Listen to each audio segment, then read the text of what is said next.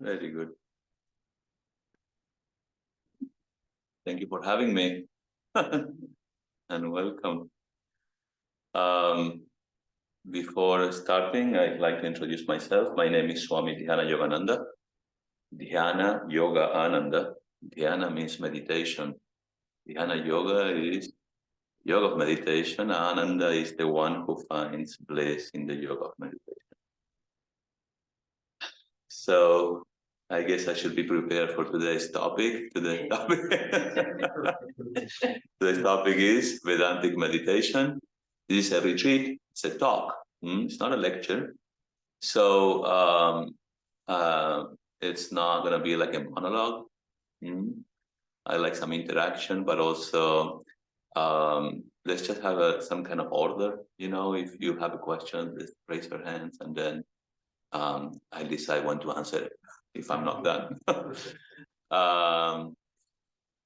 The idea is I really want you to understand what meditation is all about and the need of meditation.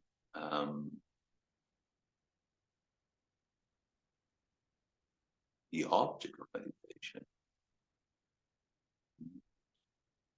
And how to practice this in your life. I'm sure most of you are familiar with this topic. Do you all meditate? All right, so you must be experts. I'm sure you run into, obstacles. You run into this. You're not sure what you are meditating or not. You are not sure whether you are meditating or not. Yet you think you are meditating. So let's just start with a chant. Before, do you have any questions? So you will also explain us like how we can find we are really meditating or not. How you can find? How we can find we are really meditating or not. Yes. All right.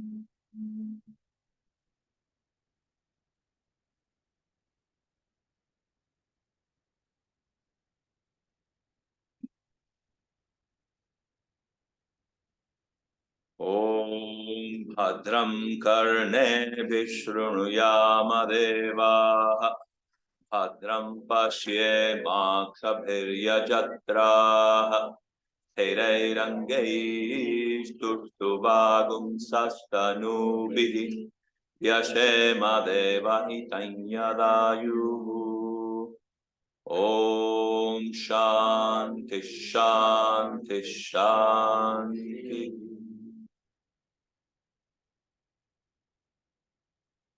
Om, all gods, may we hear with our ears what is auspicious. O ye adorable ones, may we see with our eyes what is auspicious.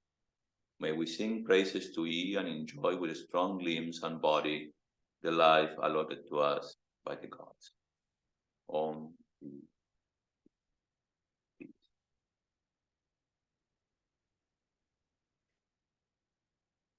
Well, life is not so easy, isn't it? It's not.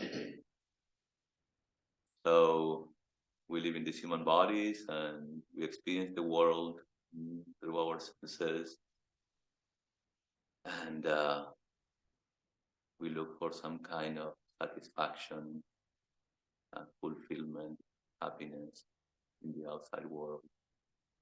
And as we do that, we experience all sort of frustrations, anguish,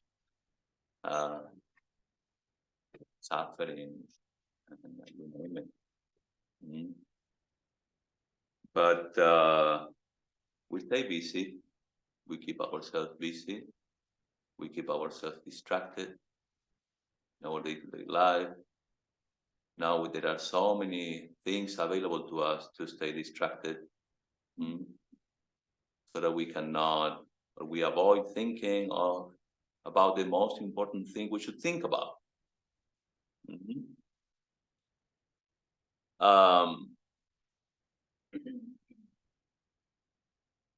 And then we just follow the herd.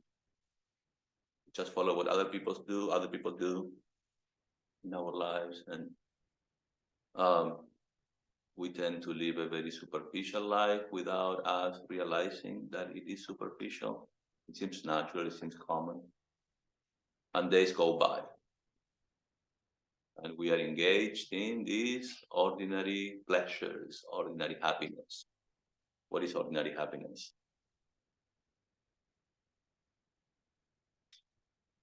The senses. What are we looking for in the outside world? Satisfaction. You want to feel complete. And we do that through our sense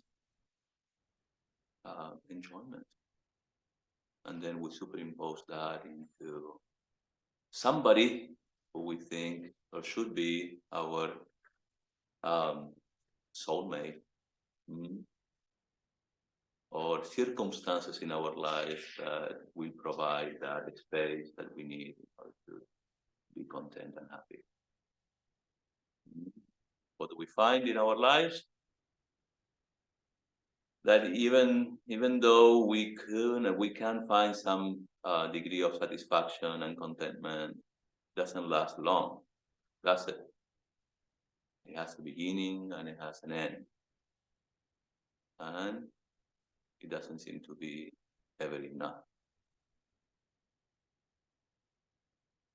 So we keep searching in the outside, keep finding distractions just to, stay content and forget. What do we want to forget?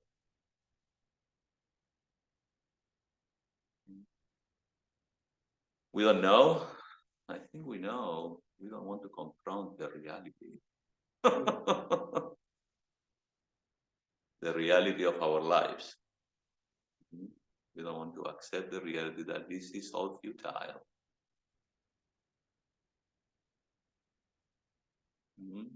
That the passing of life is inevitable. And for what? We want to avoid these fundamental questions of life. Why are we here? What is the purpose of all this? Of me living in this world?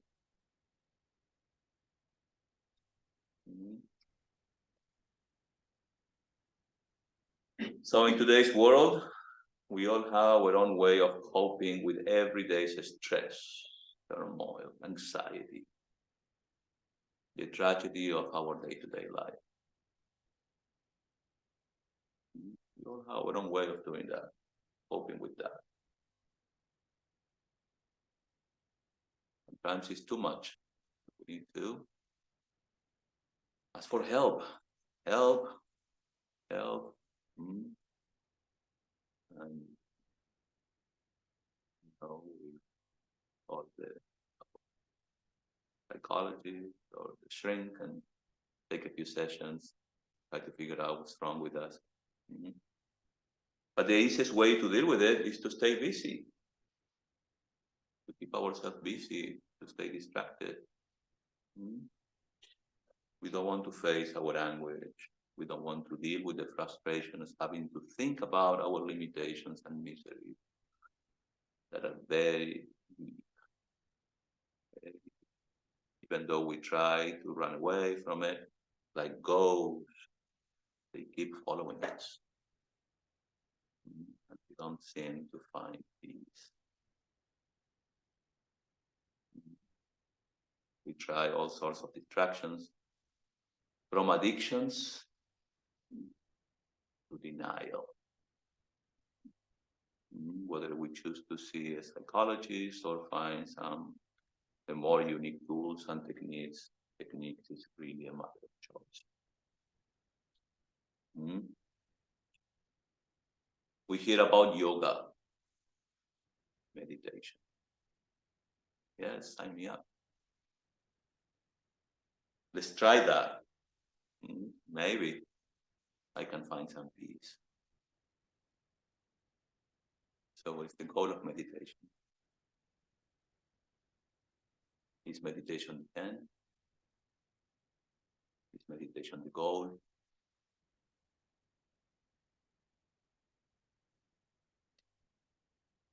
We go online, and these days we can ask Google. There are so many apps out there that can help us deal with different goals: stress, anxiety, difficult conversations, meditations, and how to have a difficult conversation. In these apps, you can find anything, really. Feeling overwhelmed, exams or examinations.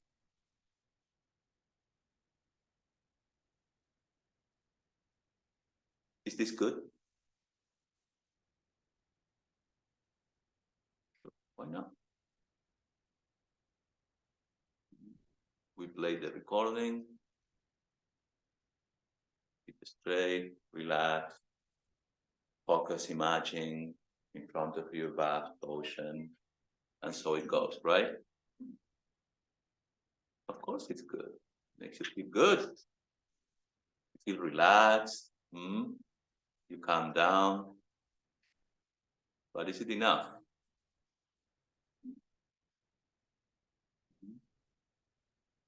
It only solves, it's a temporary solution to our problem. We truly need to address the problem, between quotes, the fundamental problem. And what is it? What is the fundamental problem? My fundamental problem. Yes, I love that. Ajnana. But I don't know who I am.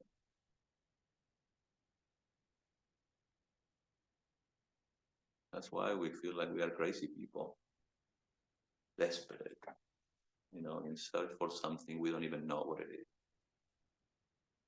Is that our experience? Feels a little better when we run into or we discover Vedanta. So, well, at least I have some answers. But Vedanta demands something else that is even more difficult. Discipline. Vedanta demands commitment. Yesterday we were talking about bhakti. Vedanta demands devotion in the form of commitment.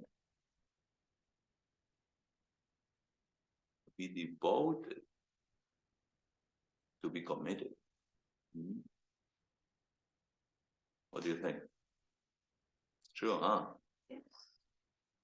Because Vedanta can help us understand what the problem is. But if we don't do anything about it, then it's okay, wake up. No, I don't want to. Wake up.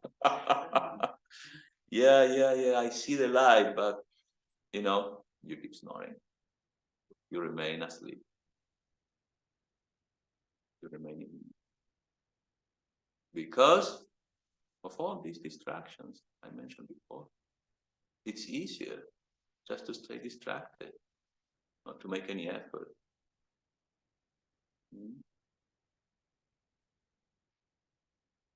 According to our scriptures, our problem is ignorance.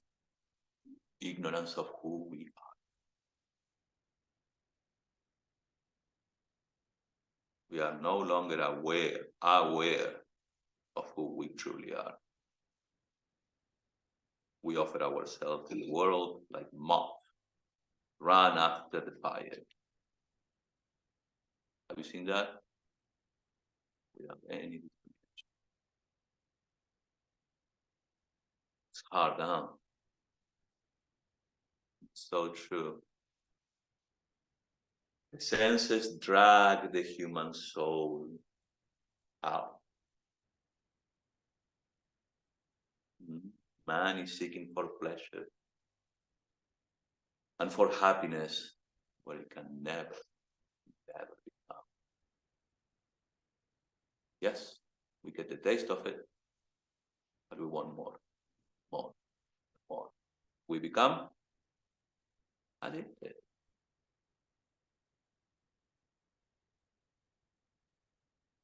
I am coming from Southern California. We have a place called Ramakrishna Monastery there. It's one of our centers, Ramakrishna Monastery. We've been offering or hosting these groups called AA groups that help people with addictions.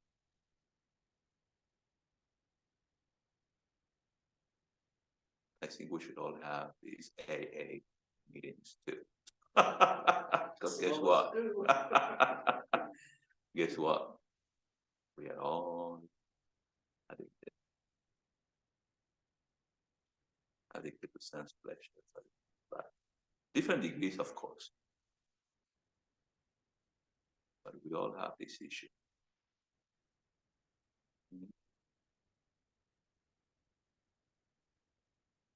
For countless ages, we are all taught that this is futile and vain, that there is no happiness here. Who is teaching us? Teacher at school? At school? No, world teacher. The rishis of the ancient. Rishis means the wise people.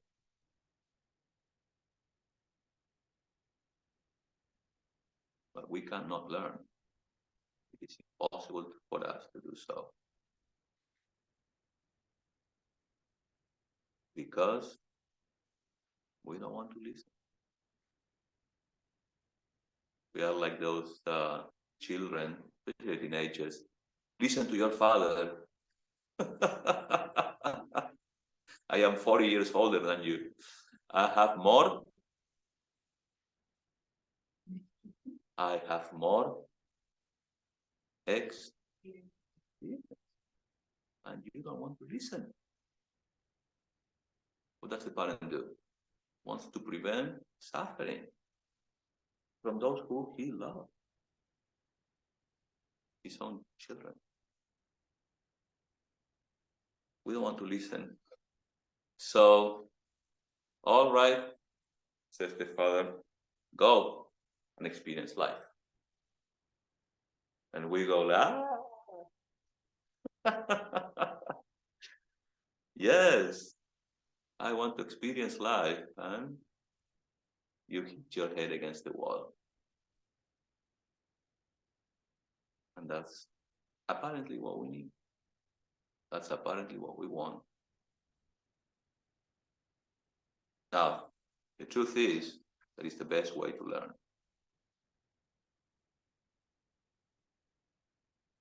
But if you dare to experience and not listen, you have to be bold and pay the consequences.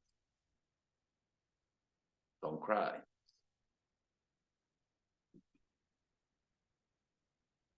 And this is until you say, enough is enough. I'm done. And then commitment comes to you. Then you truly become a devotee.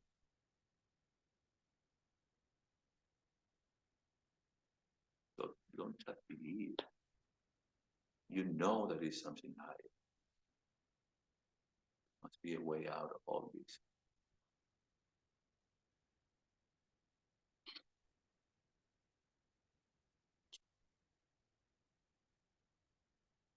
It is impossible for us to do so except through our own experience. Directly. That's the reason. Hmm? Do we learn them? Takes time, huh? Man, human beings are the only animals, if I may use that word, that commits the same mistake again and again. Animals learn. We just, let me try again. Huh? Like moths hurling themselves against the flame. We are hurling ourselves again and again into sense pleasures, hoping to find satisfaction there. We return again and again with refreshed energy. Thus we go on until crippled and cheated. We die. Crippled and cheated. We die. And death is coming. A matter of time. Like, you ready? Not yet, not yet. I'm not around. You try to hide yourself. Huh? But it's coming. So it's time to mature. It's time to grow up. We tell our kids, hey, grow up. So that's a message for all of us. Our problem in this world,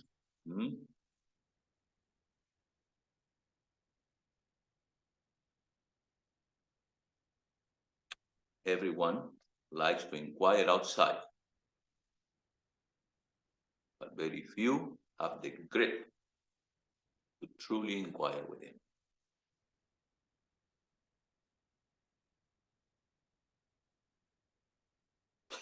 Again, now our problem in this world, it is what we call nama and rupa, name and form. Our problem in this world is our individuality, is our identity. It's my body. I am so and so. It's so strong, so strong. And we suffer so much because of that. The soul identifies itself with that which is powerless matter, and that weakness. It identifies itself with mortal shapes. Subjects identifies with these objects that are constantly changing. What do? Can't change. What is this? I wasn't looking like this. What's going on? You can't help it, huh? When the mind is studying the external objects, it gets identified with it and loses itself. The soul of man is like a piece of crystal, that it takes the color of whatever it is. And what is the most available thing to us? That's so close to us.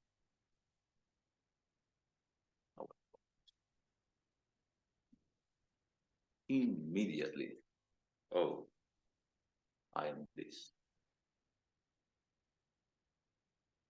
Like when you play video games or virtual reality, you start wearing those goggles, and all of a sudden you say, oh, I'm a warrior. And you even forget who you are. You start fighting. It's a warrior. You believe yourself to be that. Have you ever experienced that? Virtual reality? It's pretty good. It's sad. It's just like, oops. I'm in trouble. That's exactly what happened to us. That's exactly what happened to us. When we have these bodies, this proximity, immediately we identify ourselves. The soul of man is like a piece of crystal. It takes the color of whatever it is near. Whatever the soul touches, it has to take its color. The color is so strong, the crystal forgets itself and identifies itself with the color. Suppose a red flower is near the crystal, and the crystal takes the color and forgets itself and thinks it is red. We have taken the color of the body and have forgotten who we are. All the difficulties that follow come from that one identity with a dead body.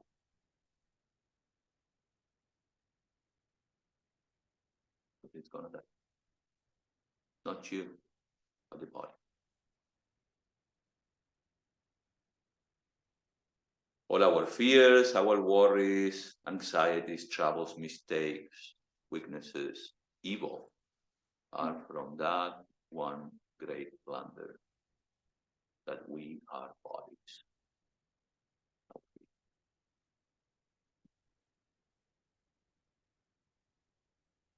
This is the ordinary person. It is the person taking the color of the flower near it. We are no more bodies than the crystal is the red flower. The less the thought of the body, the better. For it is the body that drags us down. It is attachment, identification, which makes us miserable. What is the secret? To think that I am the spirit and not the body. To think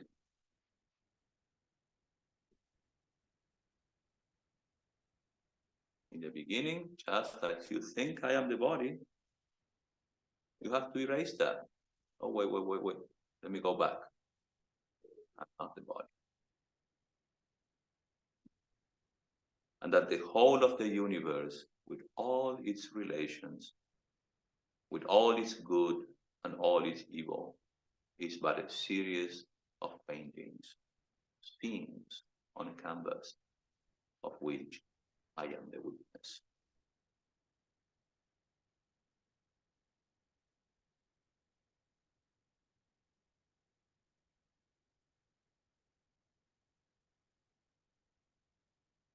And then the practice of meditation is perceived.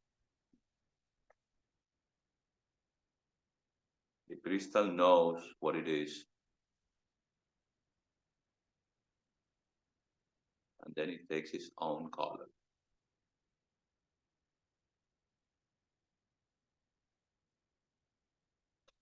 In English, we say, how do you do? How are you?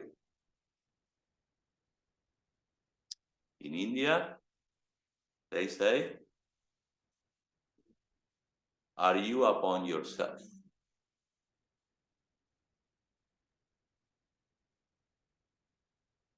Bhagavan swasthasti. Are you upon yourself?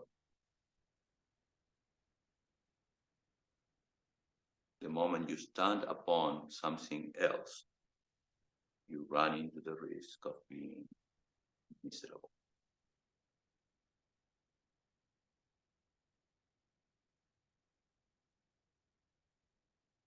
This is what I mean by meditation. The soul is trying to stand upon itself. That state must surely be the healthiest state of the soul, when it is thinking of itself and residing into its own glory.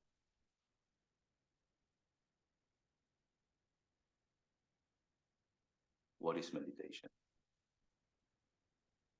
Right on time. Welcome.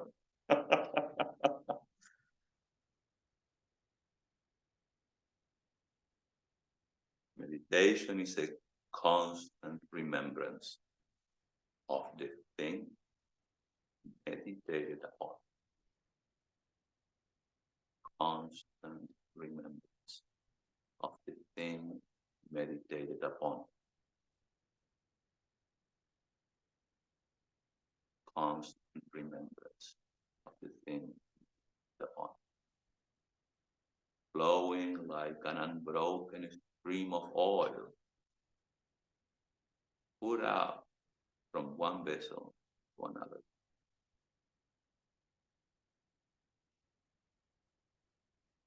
Unbroken stream of oil.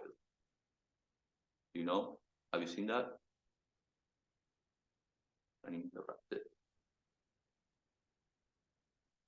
Sounds very challenging, right?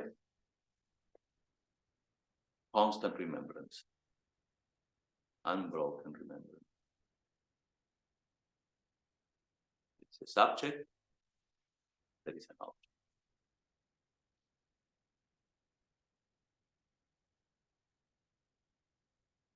What happens to us? Constant remembrance. You close your eyes, you go within, and you are confronted with a different world. The world of your mind. And mind is made out of thoughts.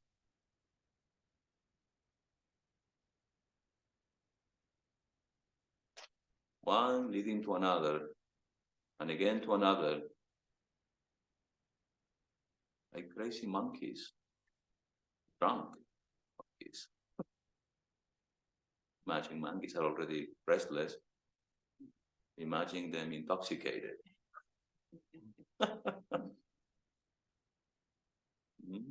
That's what you confront when you close your eyes. And meditation is the uninterrupted thought flow, constant remembrance of your object.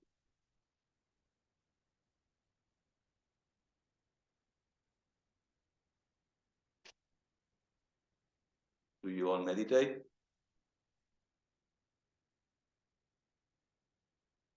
We try.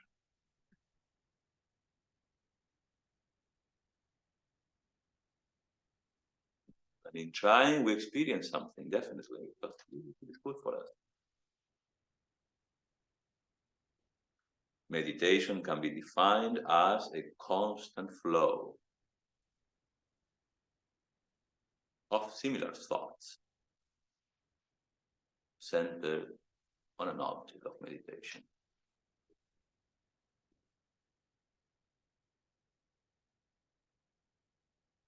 Constant flow of similar thoughts centered on the object of meditation.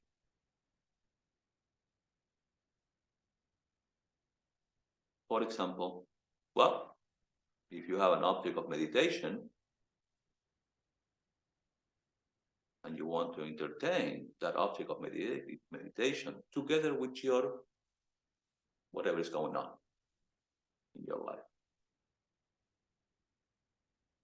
The object is present. Examples, Lila Dhyanam. You meditate on, here from India, Lila of Krishna.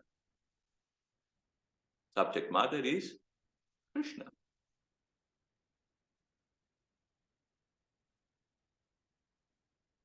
The Lila of the Passion of Christ. That's kind of difficult.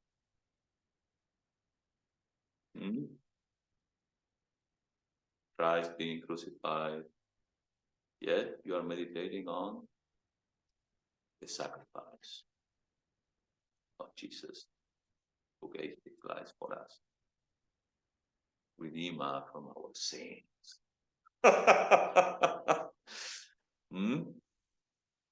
From our ignorance. I know, sounds illegal. Can we call ourselves sinners? What does Vedanta say? It is a sin to believe you're a sinner.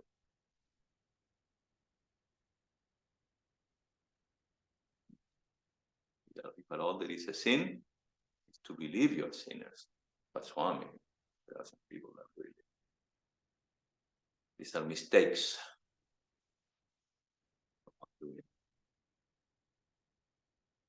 But if we, the subject, believe, weakens itself into the thinking that I am the sinner, nobody can help you.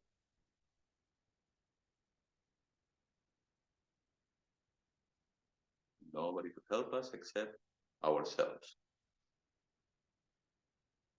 So we make mistakes. We have to be strong enough to stand up. Correct.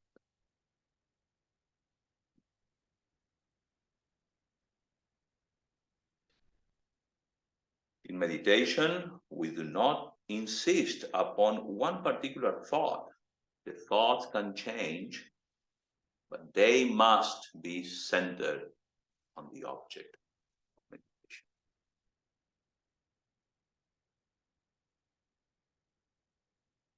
Unobstructed.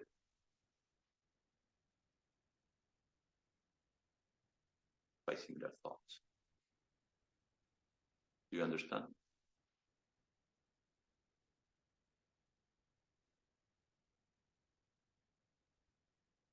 The thoughts can change, but they must be centered on the object of meditation. Meditation or dhyanam is a mental exercise. Karma, mental activity. We are used to do karma, we move. Our bodies, our limbs.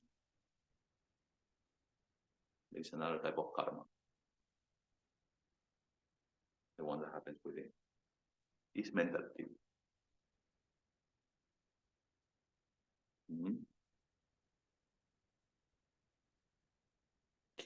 It's a mental exercise by which I learn how to understand.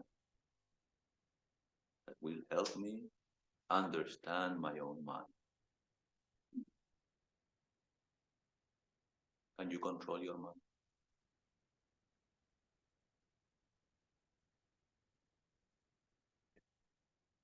Ooh, you there, huh? There are so many books out there, so many courses how to control the mind. You cannot control your mind. You can understand your mind. And by understanding your mind, amen. Trying to control the mind, you're gonna fail. You have to be smarter than that. You need to understand the mechanisms of your mind.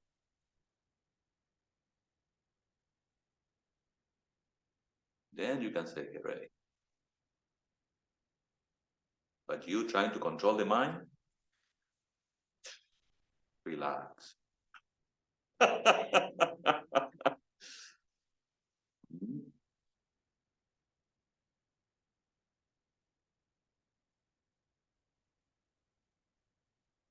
By the practice of meditation, I train my mind to obey my commands.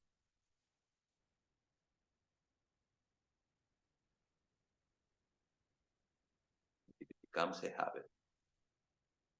Just as it became a habit for us to obey the minds.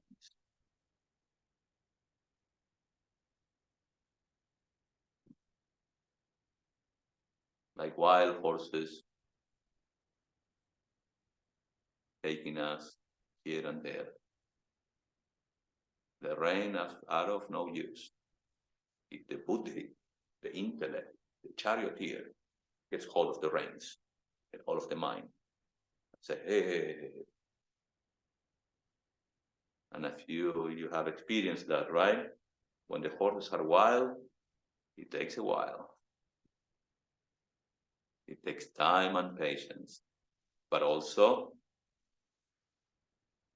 I can do this. Determination. Strength. That should be you through your intellect. I'm not going to follow my mind.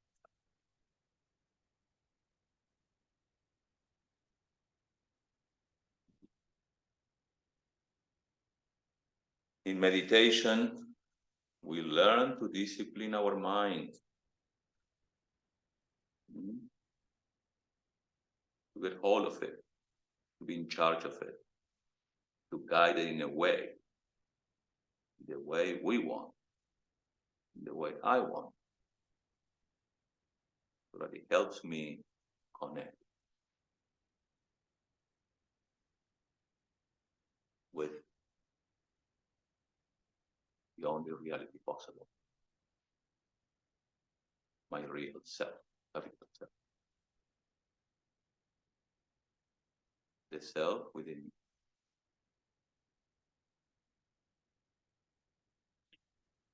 If we don't learn how to do this, the mind will take us wherever it wants by the uncontrolled thoughts. A mind that is not disciplined is considered to be our worst enemy. Don't blame anybody. It's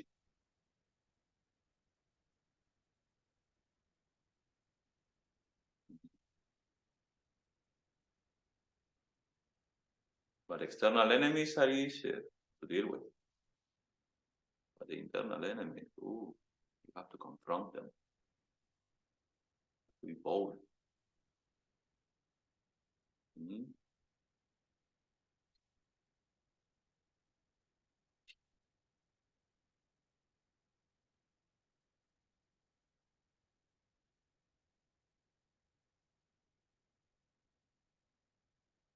Now, clearly, we talked about meditation.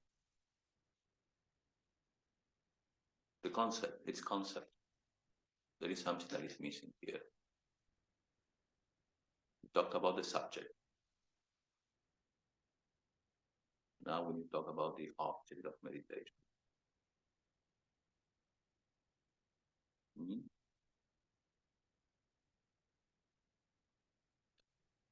Before continuing, do you have any questions, any comments? Yes. When you say your thoughts can change, but it should be centered on the object of meditation. So when the thought changes, how to assess if you are centered on? You keep coming back to the object. You entertain your object. Just like in Lila Dhyanam. You entertain whatever is going on in your mind in the form of a lila or the play, but centering the object. The object is always present.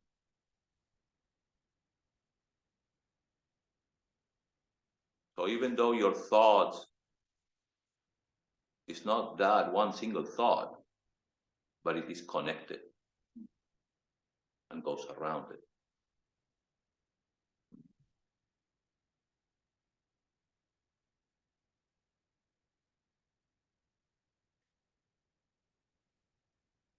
Anything else? Yes, please. It was not quite clear what it means by they ask you how you are doing instead of that.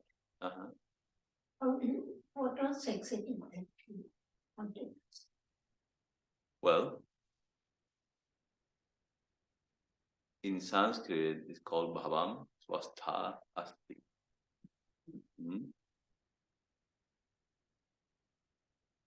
Are you healthy? The only way to stay healthy is to be with yourself.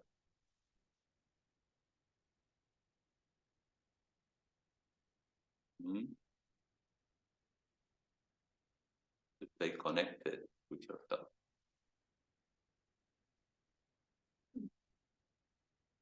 We say namaste. Namaste. Do you know the meaning?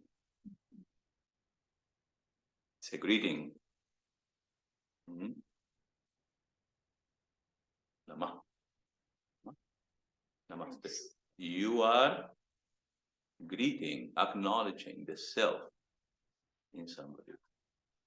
In somebody in front of you.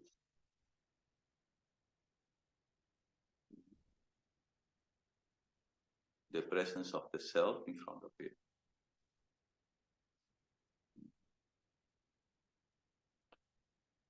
So you acknowledge and dignity. Yes.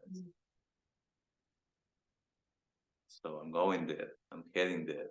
But before I have to prepare the ground.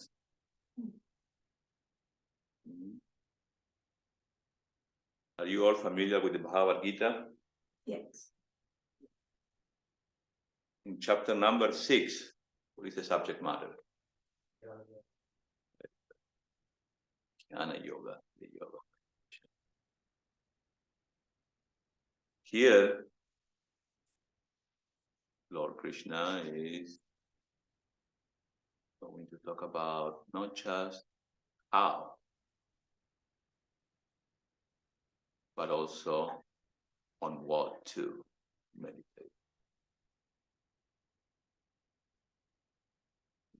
This should be our object of meditation.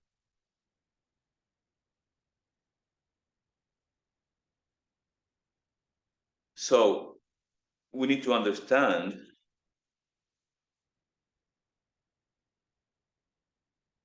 in Vedanta the most important thing, the goal is to accept that my identity as an embodied being is no different than that.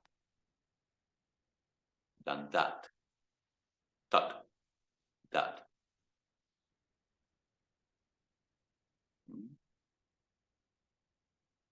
Jiva Brahma Aikyam. The identity of one's own identity with Brahman. That's the goal. In other words, I have to understand that I am none other than the whole, the totality. I am no different.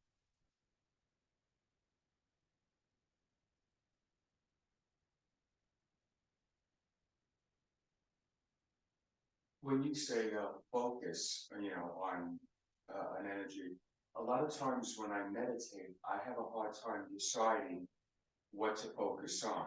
I have a hard time identifying with a physical being. So I'll say, all right, I'll focus on Krishna, and that's not working. All right, I'll focus on Shiva, that ain't working. I'll focus on, and I keep like, I'll focus on the Om, Brahman, am I focusing? So before I even get to trying to focus, I sit there going, what do I focus on? And how do I focus on Brahman? I have a hard time with physical deity. Yeah. So the closest I come to is Om. Yeah. But sometimes I'm like, but maybe I'm doing it wrong. Maybe I should focus on Shiva. Maybe I should focus on Krishna. Bear with me. Okay. This is just the beginning. Okay. Almost an hour, and this is just the beginning. This is a retreat. I want you to say, but bear with me. Okay. All these questions will be answered. Yeah. Swami, you talked about not controlling the mind, but that we have to tame it. And in between there, you said step to taming the mind is to understanding the mind first. But I have difficulty seeing, like when I'm meditating, the difference between controlling and taming. Okay. Can you go into that a little more? By taming, I mean you cannot follow your thoughts. If you follow your thoughts, you follow your mind. You become your thoughts.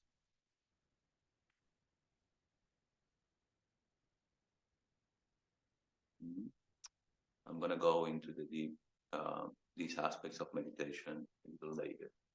Before, I need you to understand one thing. In Vedanta, all we need to accept is our identity with the totality. Aham Brahma Asmi. Tattvamasi. As simple as that.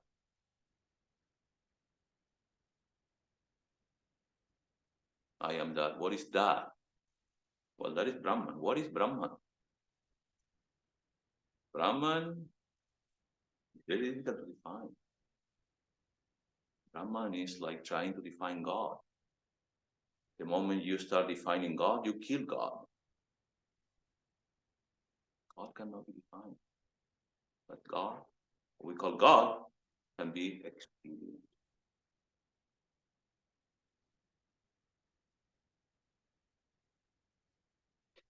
Brahman is defined in the scriptures as the absolute. That existence absolute. Chit, awareness absolute. And Ananda, bliss absolute.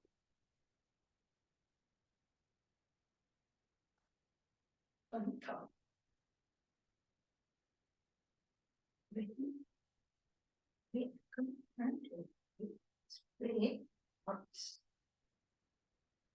what is better, to tame mind or order the mind?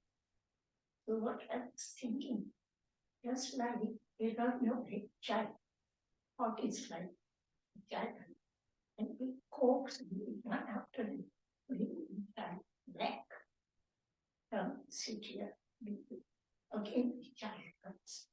So is that the correct way of coaxing the child rather than sit here, do what I say? That is absolutely right. Let me continue with this flow of thought so that I can take you there.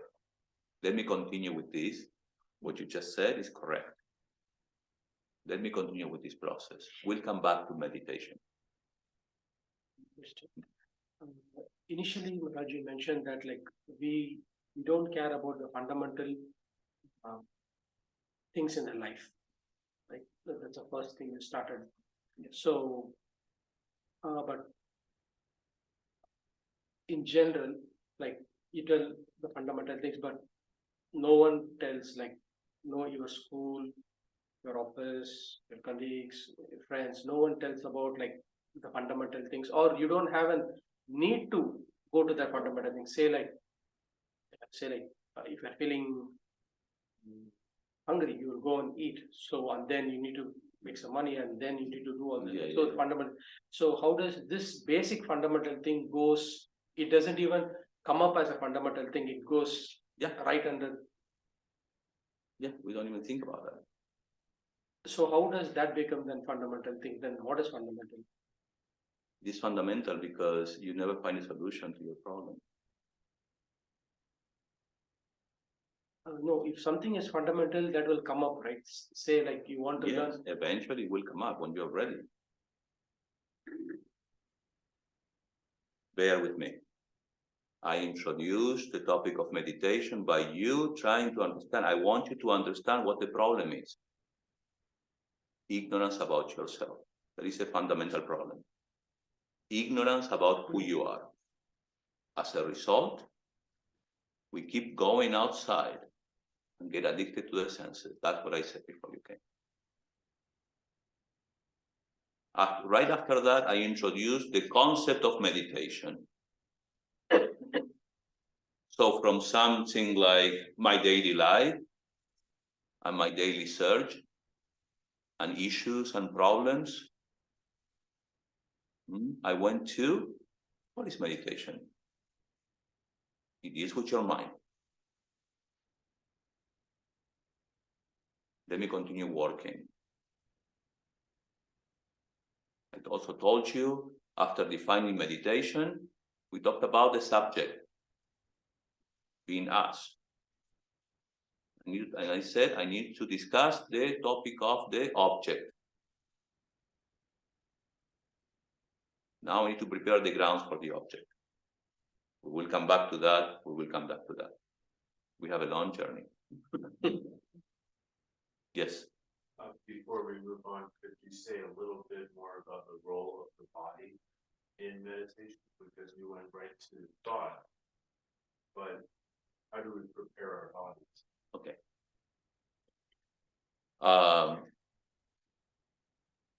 It will come later when I talk about asana. Okay. Are we all ready? Shall we continue? All right. Brahman. Back to Brahman. It makes us feel a little uncomfortable. Why? Because Brahman is so abstract, huh? Brahman is like, yeah, they say Brahman is Sat Chit Ananda. Existence absolute, awareness absolute. Ananda is absolute.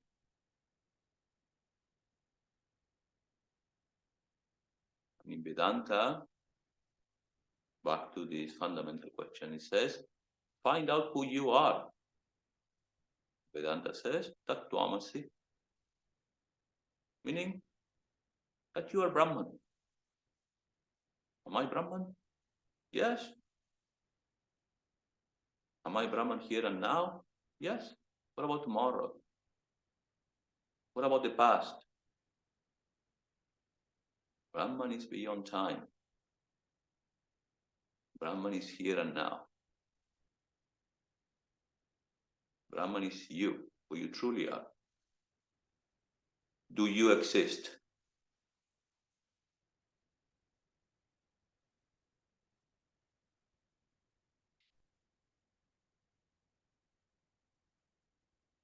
Do you exist? Uh-huh. Yes? Yes. Does anybody not exist? Are you here? Yes. So you are the only one against, huh? Well, we are majority here. Let's see how you can defeat us. Hmm?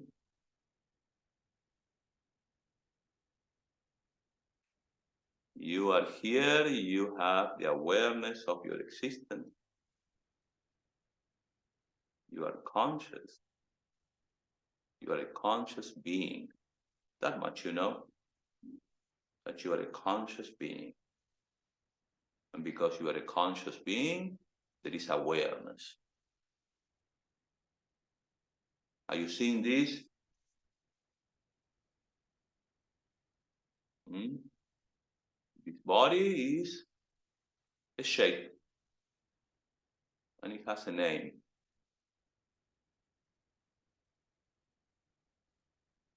You are Sat Chit Ananda, existence absolute, awareness absolute. There is one part that is missing. Ananda, bliss absolute. That Ananda is what we are desperately looking for in the outside world. That bliss, what we want. We want it back. I am a conscious being, crazy for Ananda.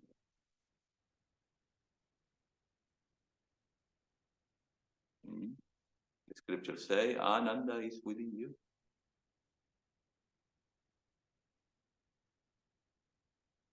Therefore, you are Sat Chit Ananda plus Namarupa. Namarupa is name and form. What is your name? Sundaresan. Sundar. Sundar. Sundaresan. Satchidananda. Sundar.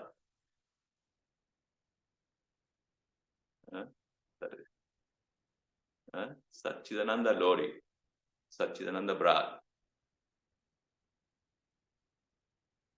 What is the only difference?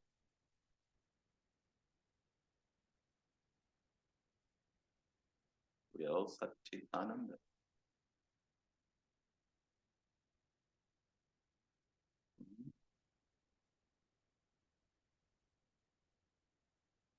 And we are all desperately looking for that Ananda.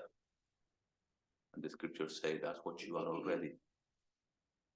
So the task, our task as human beings is to find that Ananda, not in the outside, but within you.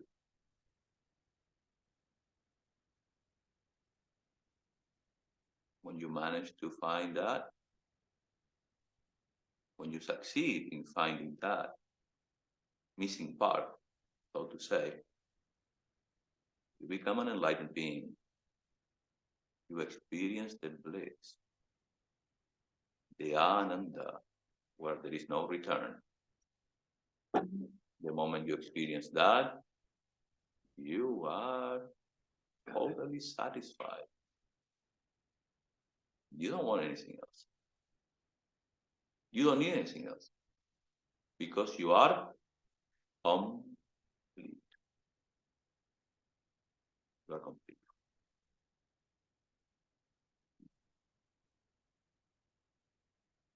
Ananda. Our task is to find that Ananda within us so that we are complete. If that happens, we reach the ultimate. The ultimate is game over. Game over. Remember that? The arcades from the 80s? You are playing, all of a sudden, game over. Game over. The game is over. The reason why we are here, you master that.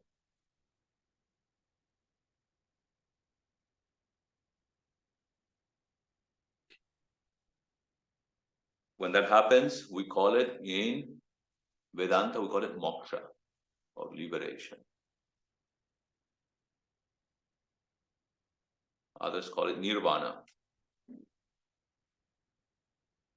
Others call it samadhi. Dualistic religions call it heaven. We can talk about that.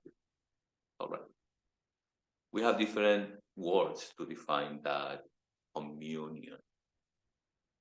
Coming back to yourself.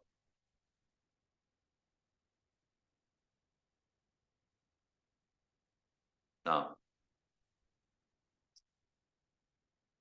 you cannot deny that you are a conscious being, aware of your presence, here and now.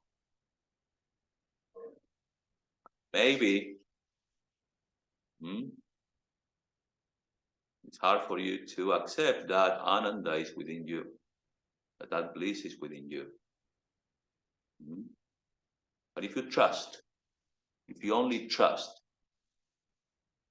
experience of somebody who has mastered this, and then we come back to the beginning, just like a father says, listen, that Ananda you are experiencing outside, when you fulfill your desires, is nothing but a superimposition of your own self upon the object. The moment you go crazy in the form of desires and run into the world searching for something pleasurable, the moment you reach that, you take it, you are in bliss. Does it last long? No, it doesn't. But the bliss is not the object. The bliss comes from within you.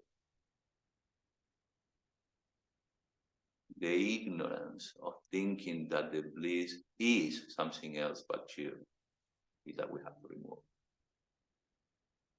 Meditation is nothing but a means that will help us having the right mind,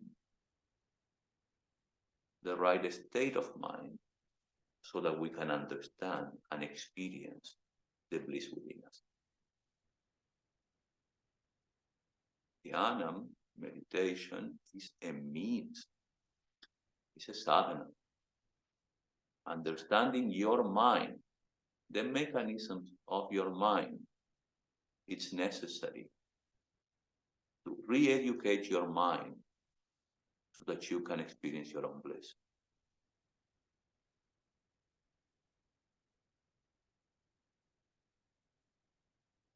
Because we've been having how many years here in this world? We're all pretty all grown-up people now. Nobody here is a kid anymore. Maybe within, but huh? And what are we? Bunch of habits defined by our likes and dislikes that shapes our personality. Have you ever thought about it? My I and mine is nothing but a bunch of habits that shapes your personality, your character. I am so and so, and I like this. No, I don't like that fellow. No. Stay away from me. Something that, you know, the things that you like or attract, the things that you reject. If we happen to connect or match in my likes and dislikes, we can be good friends.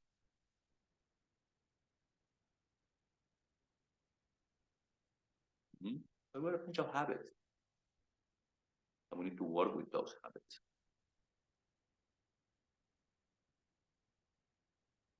In the Bhagavad Gita, this comes up. Chapter number 6. We talked about Dhyana Yoga. Dhyana Yoga, or the yoga of meditation, as a means, as a sadhana to achieve the right mind, so that we can experience the ananda, or the bliss of our own beings, of our own self. Then and then only you will understand your identity with that Brahman.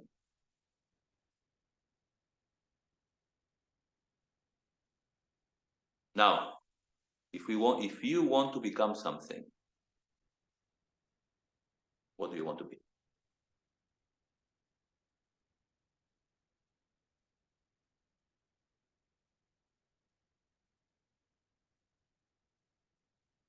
What do you want to become? Good. Anybody else? Awareness. Awareness. If you want to become, what would you like to become? The highest you can conceive with your human intellect. No, I want to be a superhero. That's the highest you can conceive.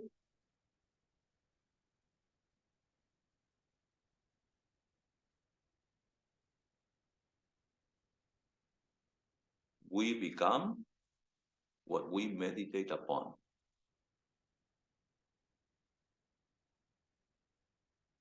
And we are used to becoming so many things.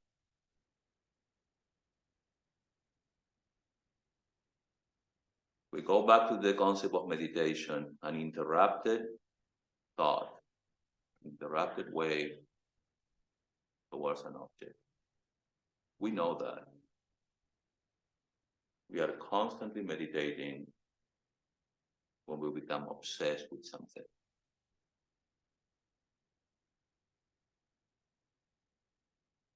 I like. I want.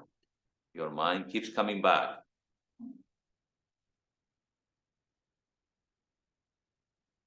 happens? Am I going crazy? Hmm? Your mind keeps coming back to that object, that desire. Now, if you become what you meditate upon,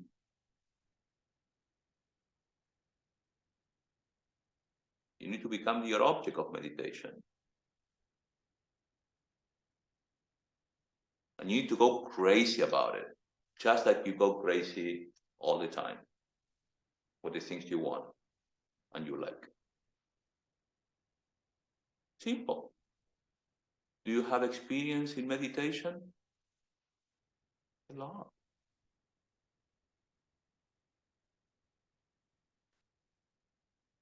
Until now, you didn't call that meditation. I wouldn't call that meditation either, because in reality, the concept of dhyana is to be able to become the highest. The type of meditation where everything is included, your well-being, your body, your health, everything.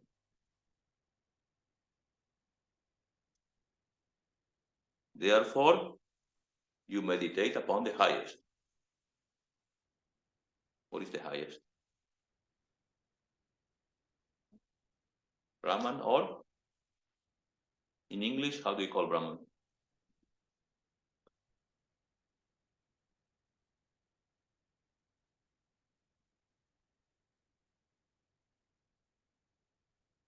What is God? I ask. I like that. Satchitananda, Nirguna Brahman, and Glenn said Saguna Brahman. That is pretty good. Brahman with attributes.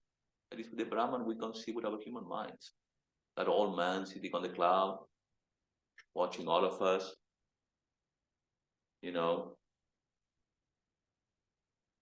assessing us all the time.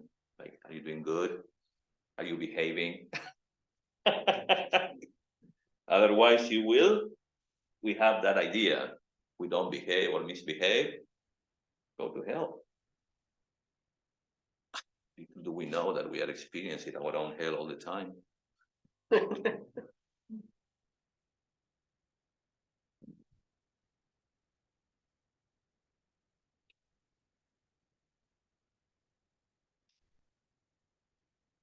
So, dhyana, meditation, is a sadhana. What kind of sadhana? Sadhana means a spiritual practice. It's a means that will help you acquire the state of mind that you need so that you can experience your own being.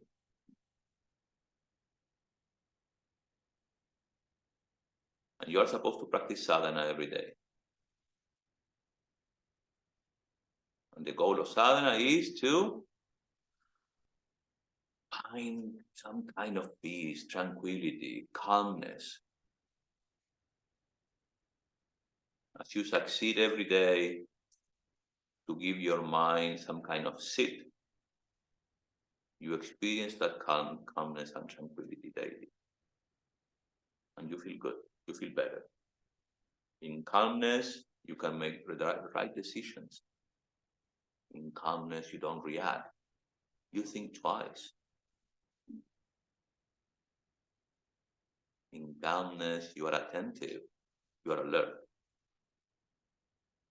In calmness, you can concentrate. The goal of all sadhanas is to be able to stay focused, to be able to master your concentration.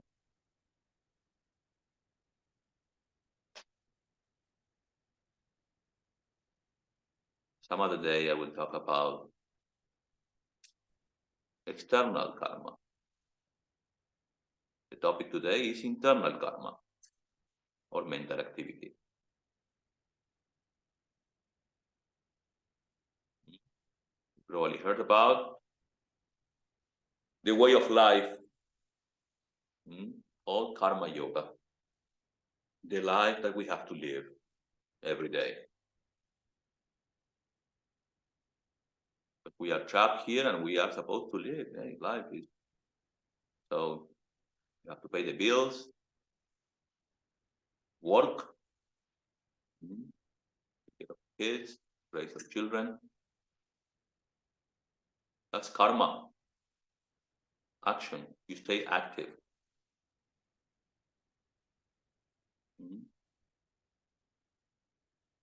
There is only one way to stay active and stay focused.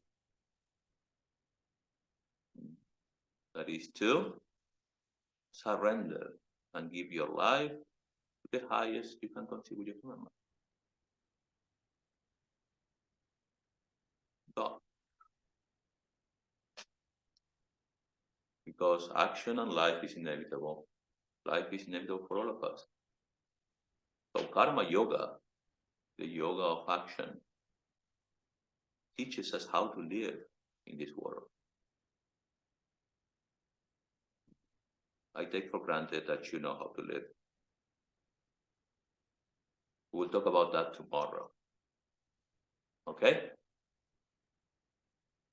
There is a way to live our life intensely.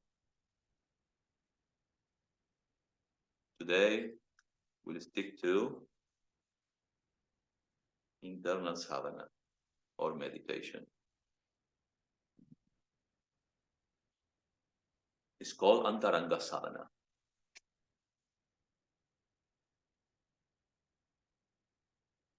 Dhyanam or meditation is an action born of the mind.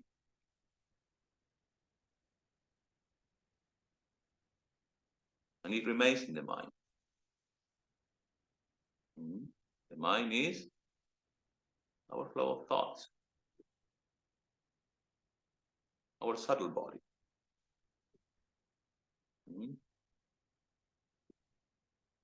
We are used to experience the life through these bodies, but hey, there is something else that you also experience when you fall asleep.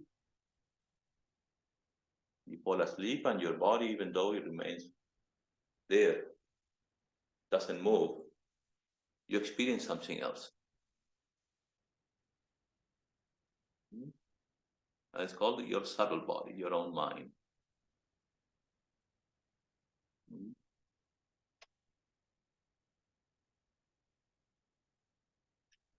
As a result, dhyana, the guiding of your thought,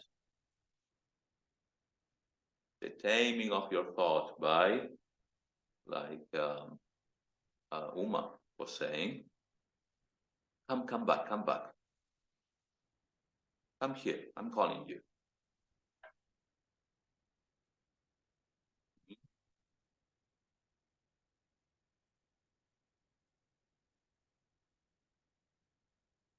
The thing is that we have the power,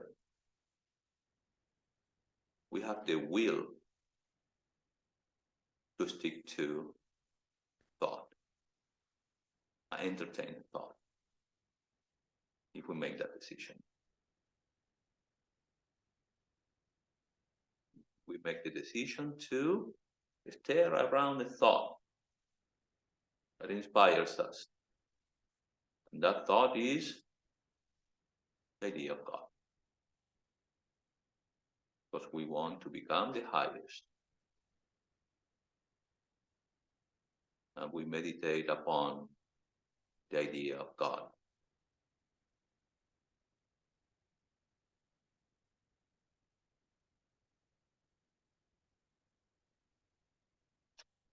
Now, I will go into details, just bear with me. We'll talk about God there. But when we say God, he said correctly, think about Saguna Brahman, or God with attributes. Now, how many of us are here? I don't know, maybe 20 people, 25? 25 ideas of God. We all agree that is the highest conception that we can conceive with our intellect. but you can give that a different name and a different shape. In fact, in India, they are experts. They have gods for anything. They all represent the same reality, different manifestations and different powers of the same one single God. Sometimes is a male, sometimes it's a woman, sometimes it's both, and has this power and that power. The power of prosperity.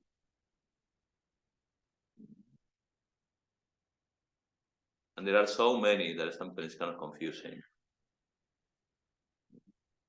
They all these different gods, and who should I worship? Who should I think about?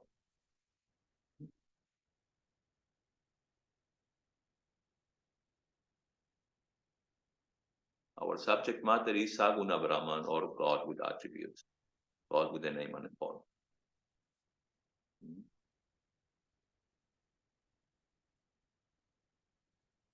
When we think about God with name and form,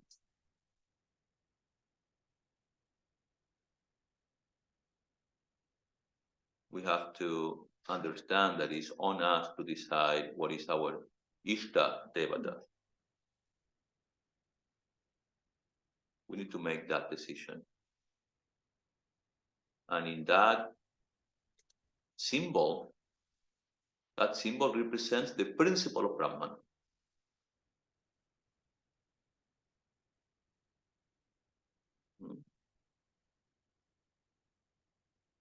So you accept that, going to meditate in God as Shiva, those who know Shiva, or God as Jesus. Christians and the Catholics say, even Jesus himself said, I and my Father are one. He who comes to me comes to my Father. Well, fully identified with Brahman. A world teacher there.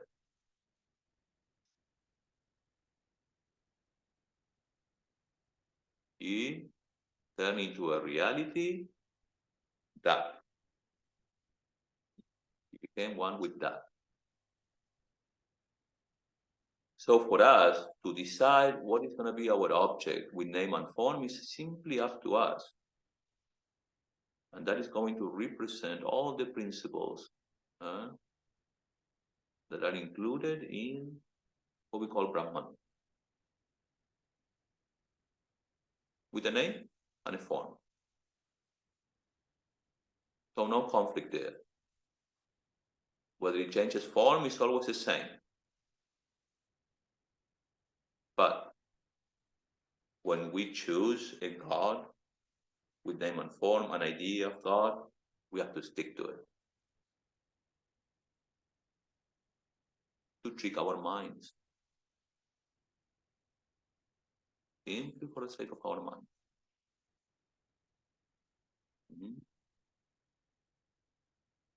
So that whenever we see the form, immediately we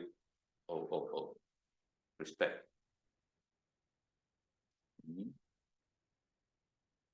We get that inspiration that we need. That call from within us.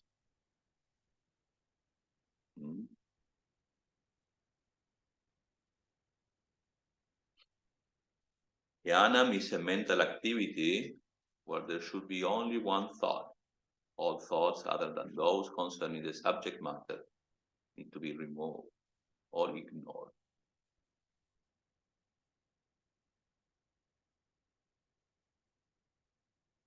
All objects other than the object of meditation should stay away or outside.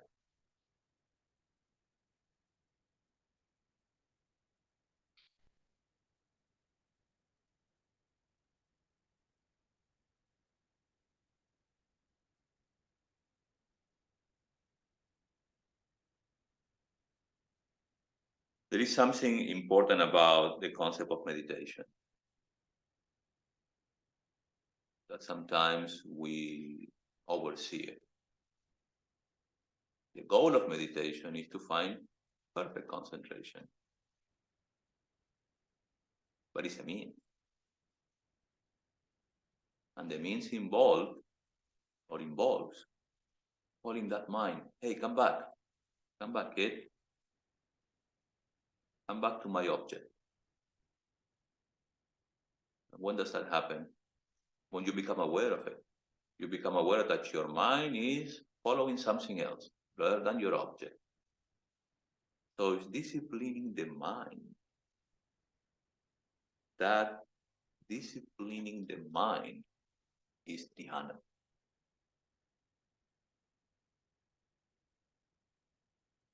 Uninterrupted way of thought towards your object. And that struggle to come back, that also involves dhyana. That also involves meditation.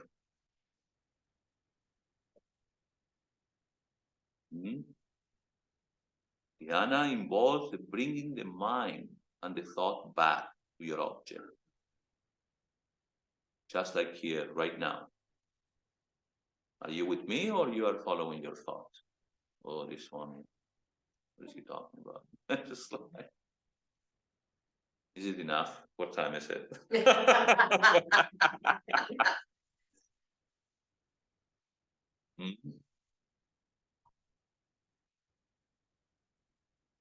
So for you to stay attentive, it requires your call. You say, hey, I'm here. If I came here, I'm not going to spend my time.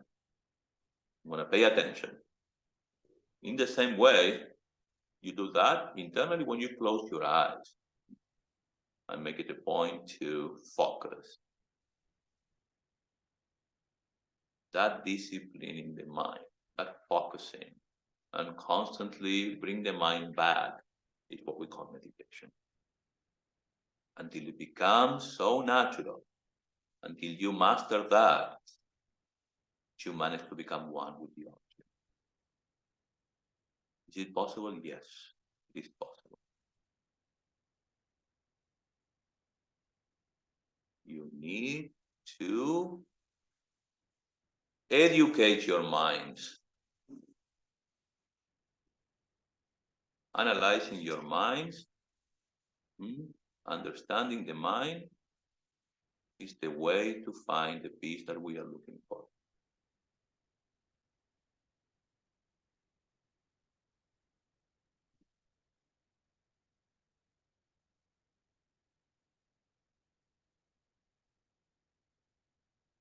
Now, when it comes to that mental activity, when we meditate on God with form and name and form, that is a source of inspiration to us that represents all the principles of Brahman.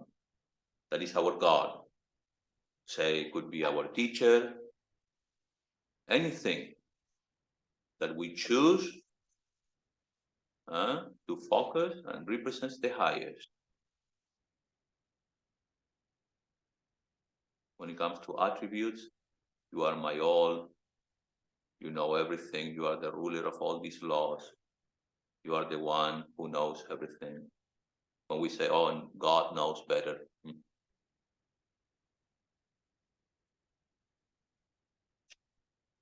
We call it Dhyanam. There is another aspect or form of Dhyanam when we want to meditate upon that Brahman, Nirguna Brahman, or God without attributes. Now, here is more challenging because God is everything. God is above, below, on each side. God is everywhere.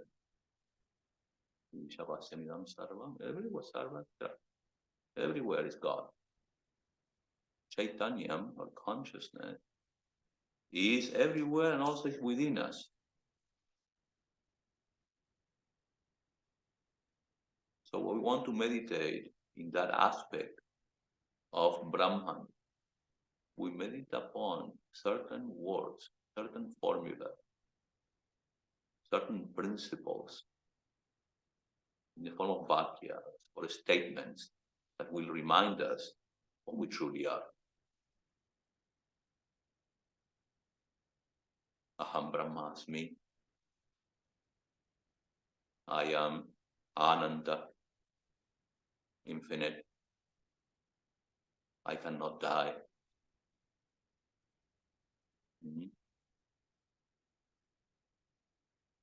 Soham,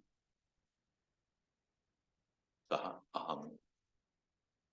I am that, I am he, I am Brahman. You engage your mind. That kind of engaging the mind in Sanskrit is called nididhyasana or contemplation. Two ways of meditating. You meditate upon the highest with the name and a form, and you engage yourself emotionally. And you go crazy for your object of meditation, just like you go crazy for anything that you want in the world. Obsessed for your other half. Is he calling me? Is she calling me? She's not answering my messages. You are constantly meditating like crazy. In the same way, you have to fall in love. Use all those emotions for which we are called human beings. And use them for our benefit. Fall in love with God. And you take that.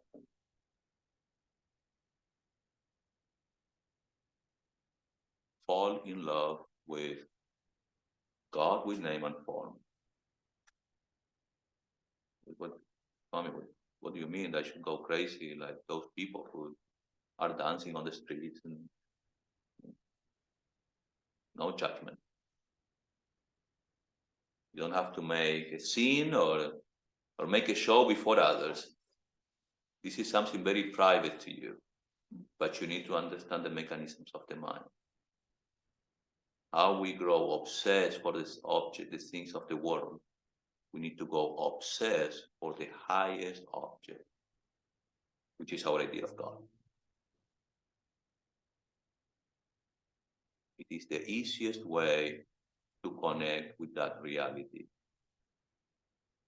which is already the subject matter.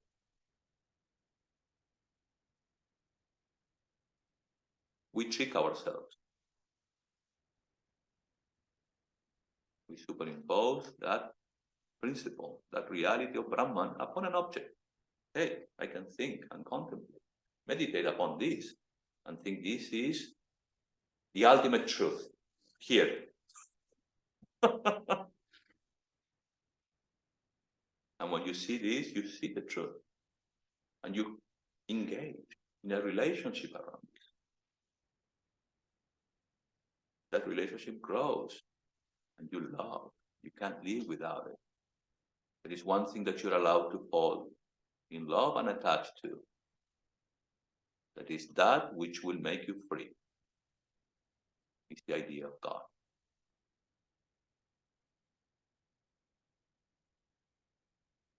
Anything else, watch out. It will be subject to beginning and end, and could be the source of all suffering.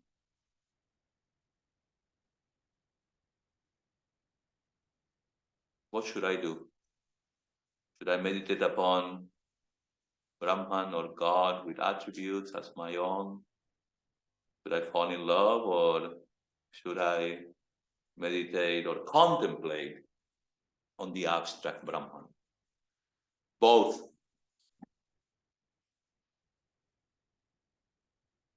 These are like weapons, you know. You should have ready for you, just like in those video games. When you keep gaining points, you know, you accumulate some more. You should be able to understand the goal of a spiritual life and understand that this is dhyana or meditation is nothing but a means. Just like you engage externally with your limbs using your body, here you are engaging internally, trying to understand your mind.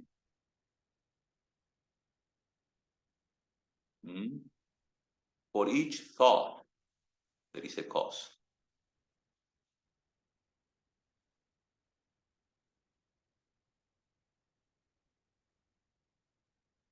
If that cause is not what you want to contemplate, drop it.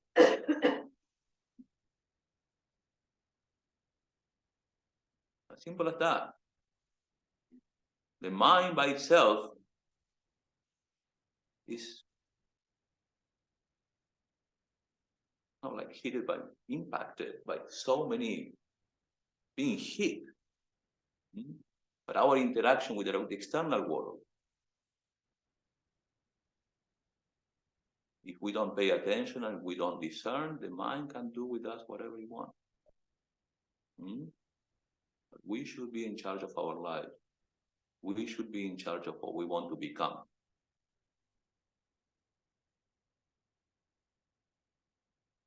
Meditation is a mental activity where you learn to understand the workings of your mind by giving proper guidance in attention to the thought.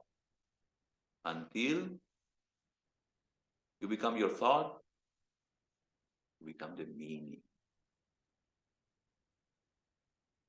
You experience the meaning of that object.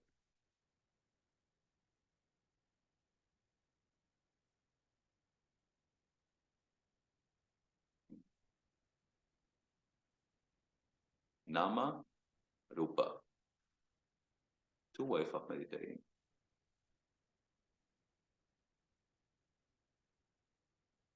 Nama, if I say cow, immediately, just like that, the cow will show up on your mind screens. And then, oh, cow, no way, there are different cows, different colors, different shapes. In India, the cows look one way. Here, they look different. The Hereford cow. I was in India once, and I was traveling by train. I was seeing these cows near Kashi. And I was telling one of my friends, hey, interesting, I noticed that the cows, they all look alike here. They're all kind of black and they lack hair. Swami, my name wasn't Swami, my name was Shivam. The Shivam, they are not cows, they are buffaloes.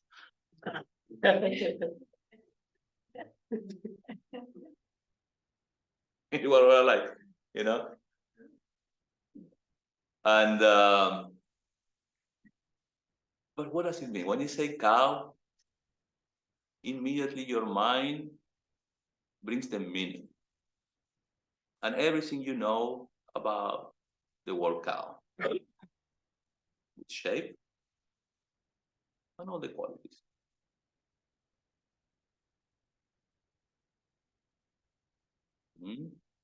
We meditate on the rupa in the form of a picture, in the form of a saint, in the form of somebody who we accept to be at the highest. Could be a teacher, could be God. Who can tell? Whether it's Jesus, with Buddha, doesn't matter who. We are not going to argue who is greater, but they are all great. They all represent the same thing. But it needs to impact you with its meaning. I was born and raised Catholic Christian, I love Jesus and I still love Jesus. I mean, Vedanta helped me to understand Jesus Christ's message. Even more, I think I am, more Christian than ever I've ever been. But Jesus Christ's message is exactly the same teaching, the same Vedantic teaching. Love your brother, love your neighbor as you love yourself.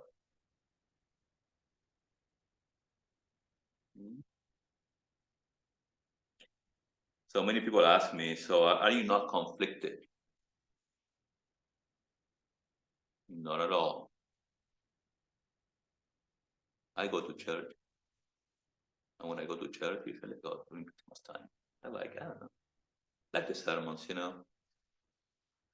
Samskaras, you can say. But when I listen to it, I'm like, oh, yes, nice. And when I see Jesus, hanging a poor guy, we crucify him. Huh? Am I conflicted? Not seeing in him the ultimate truth? Not seeing in him or taking him as the symbol of the ultimate? I'm not.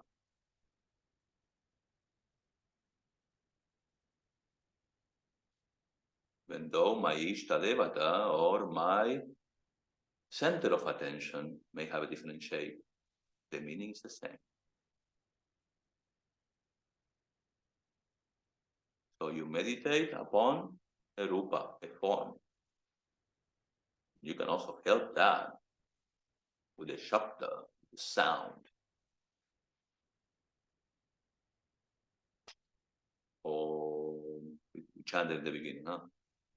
Om, what is Om? Instead, the sound of God.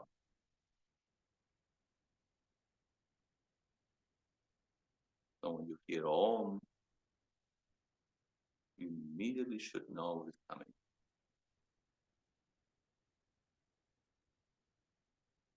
Brahman is here. You are calling upon that Brahman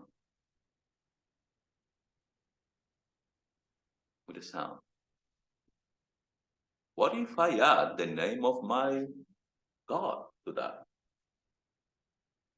What if I add to Om the name of my Ishta Devata? Well, why not? Fair enough. It carries more meaning to us because we are emotionally related to that.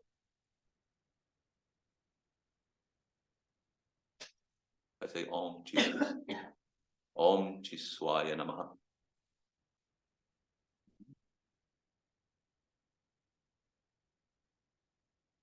I am making my salutations to that Jesus that is nothing but Satchit Ananda. It is nothing but Brahman. And in the meaning, using my emotions as a human being, I'm having a communion with my thing, my object of meditation.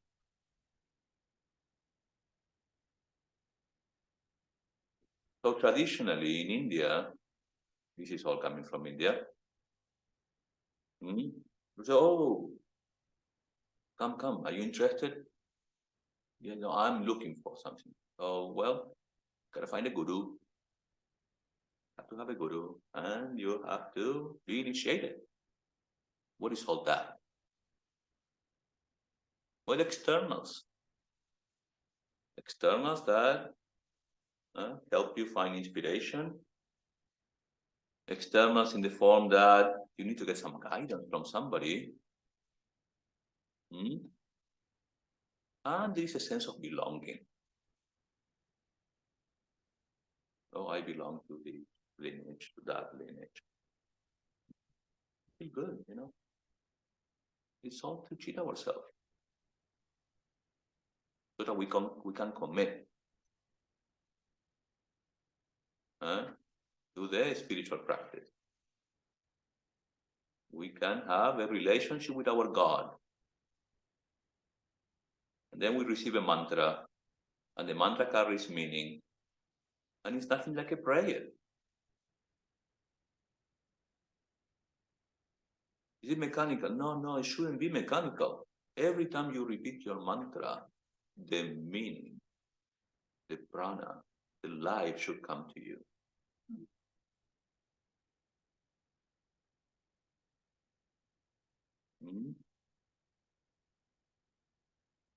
Well, I repeat like a parrot. No.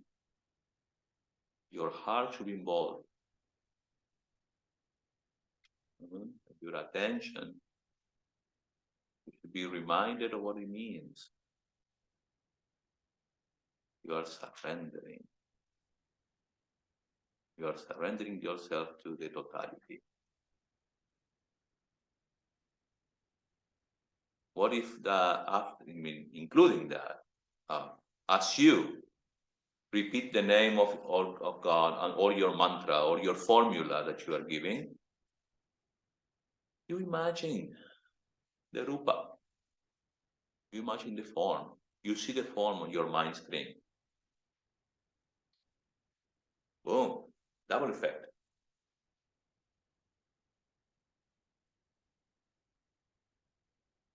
that is creating a pattern in your mind to concentrate your mind to that object of your meditation.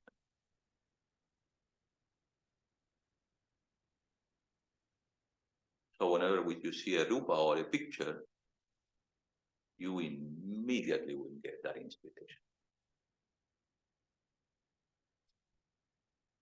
The meaning will come to you right away. And you will constantly be making connections as you repeat the name or as you see the form.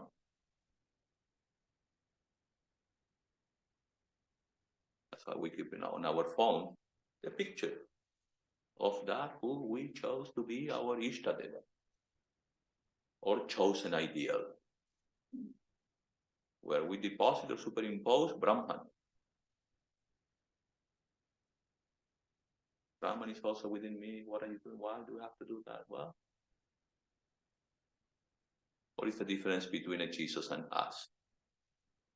Oh, he's an incarnation of God, Swami. Should have more respect. Of course. Should I not give you the same respect as I give to Jesus? Of course, I should. You are also incarnations of God. What is the difference between Jesus and us, regular people? A little bit more. Is there any difference, first of all? Removing karma.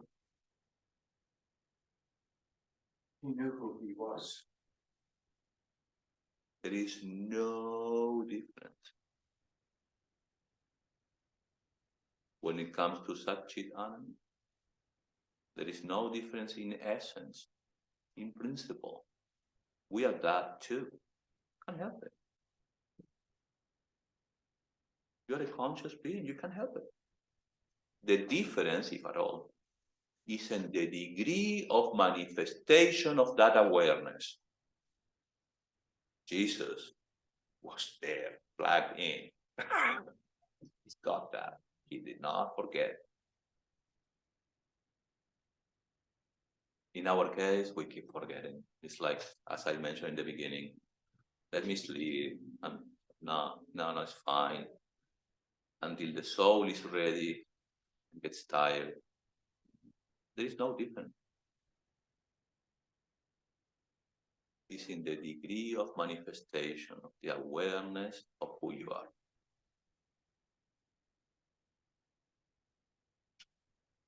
So if we find somebody like him, you better follow him. That's what happened. It's like somebody being so close to the sun, we can't really tell whether the light is coming from him or from the sun. One thing is true, that he's closer to us. He's closer to the sun. And if we choose to meditate upon that form, we'll get closer to the sun. We'll get the right mind to see the truth.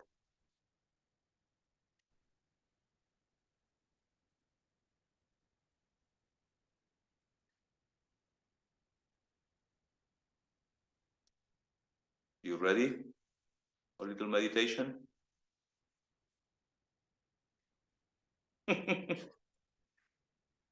Very good. Did it get clear?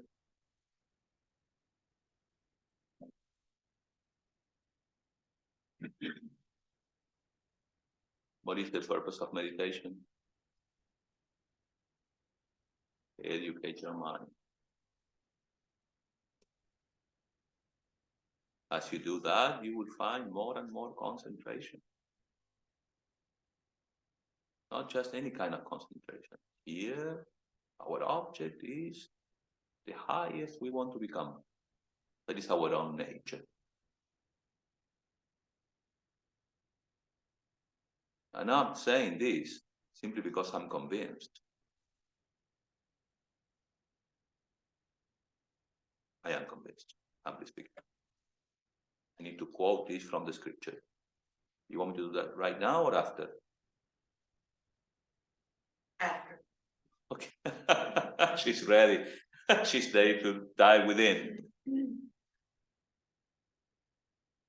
What do you want to meditate upon? Brahman with form or Brahman without form? Let's do both. We're going to do both. Yeah. We are going to No, do both. I think you're gonna. So I'm assuming that all of you have an object of meditation, the idea of God in the form of a human shape or an object like a symbol, could be Om, could be Buddha or the shape of Buddha, or anything.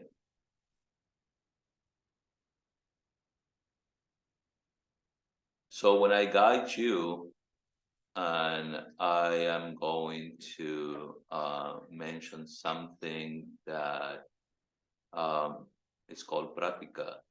Pratika is something that you can relate to as being infinite. For example, the sky or the ocean is vast. When you see the ocean, you're in the middle of the ocean, you go like, oh my God, I don't see anything else but water. The sky, it gives us hints or the idea of the vastness of the universe or the vastness of that Brahman. Or when you see light, the light, there is no darkness. When the sun is present, it's always there.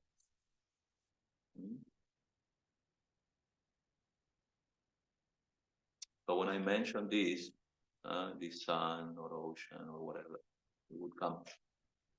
You understand that I'm referring to your Ishtadevata. I'm referring to Brahman.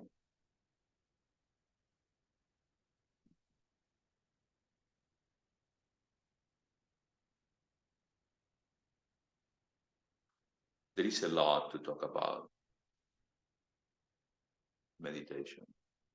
It won't be enough, and it's going to be very challenging for me to keep your attention for hours together. Let's do this slowly. Cannot be done in one day. There are so many aspects and dimensions of this practice.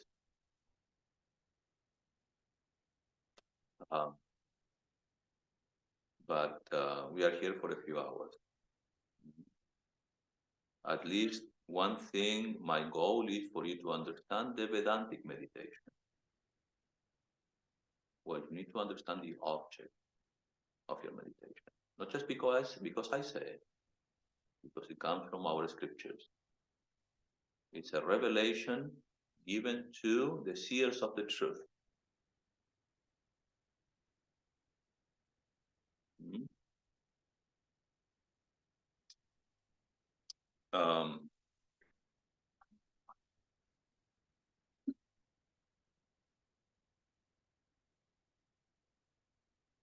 It is clearly a call going on.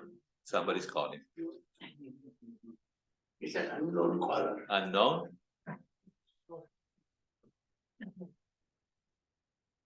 I think we should turn those off, because if this happens in the middle of a meeting, you will be frustrated. I don't want you to be frustrated. Turn your phones off or put them on silent mode. Make sure that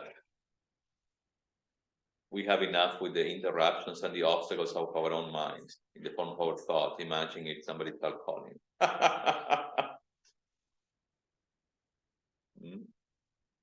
All right. So first thing first, we need to sit straight. Our back should be. We should sit comfortably, not too comfortable that you fall asleep. Okay.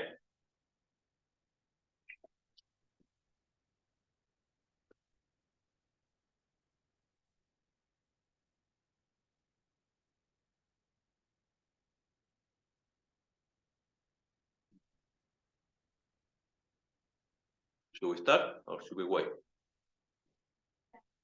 In a minute. Okay. Anybody needs to go to the bathroom? You're good?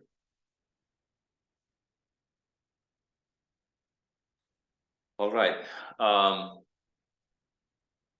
Posture, asana, body. Somebody asked. There is a lot to talk about. What is important that our spine should be erect. It should be comfortable, not too rigid, not too flexible. Our torso, our heart, come up a little bit. How do I make sure of that? How can I do that in a relaxed way? Well, there is a trick. You will not forget. You need to align your earlobes with your shoulders. And that will take care of your posture. Align your earlobes with your shoulders.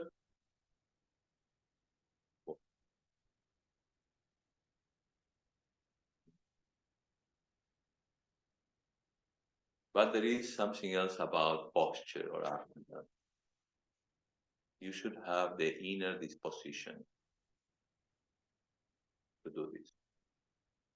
Your disposition is, I'm going to stay alert. I'm going to guide my mind. I'm not going to follow my mind.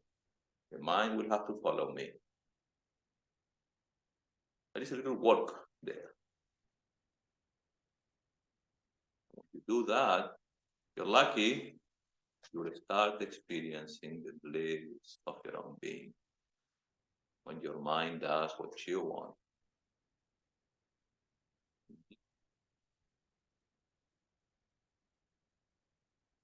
So again, we align our earlobes with our shoulders. We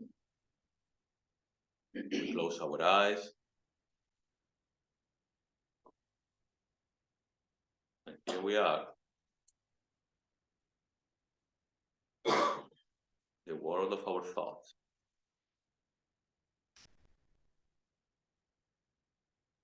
Behind our thought, there is a conscious being that is observing and witnessing the changes.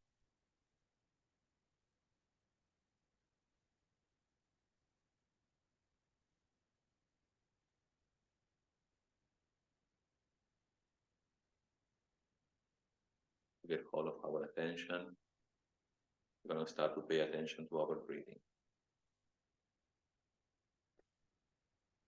Take a deep breath.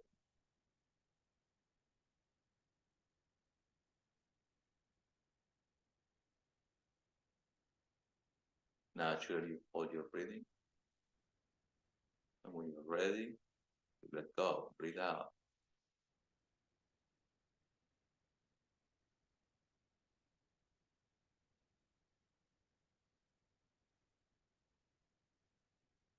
Again,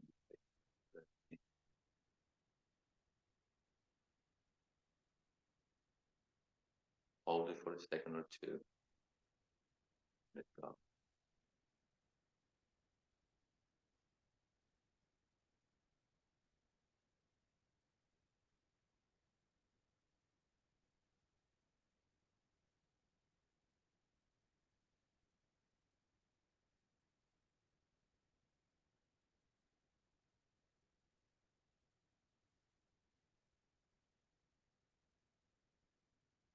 Very first thing you will perceive is the air coming through, going through your nostrils.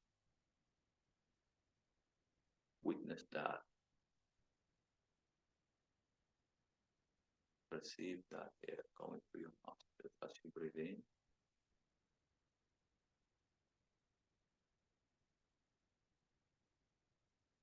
Listen to the sound, the natural sound of your breathing.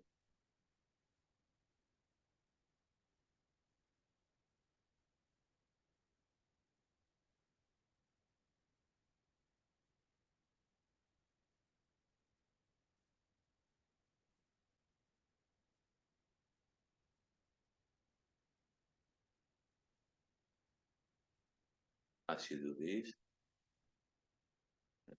chant this sound Om.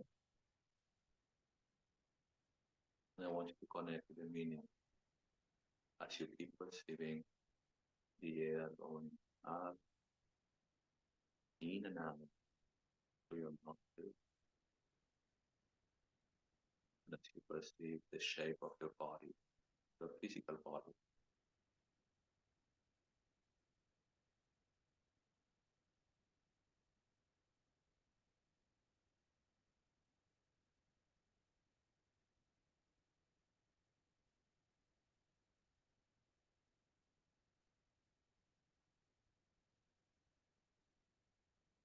keep breathing, relax.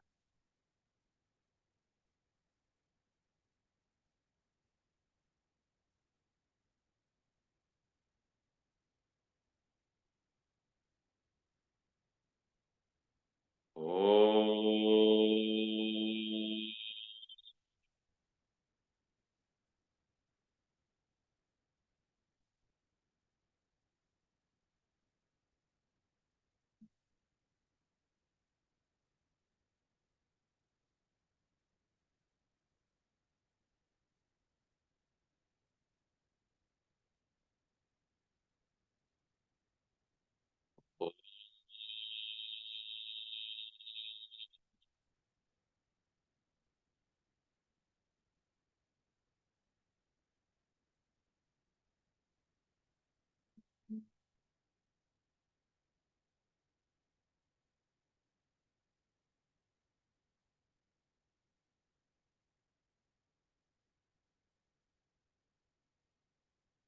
Om.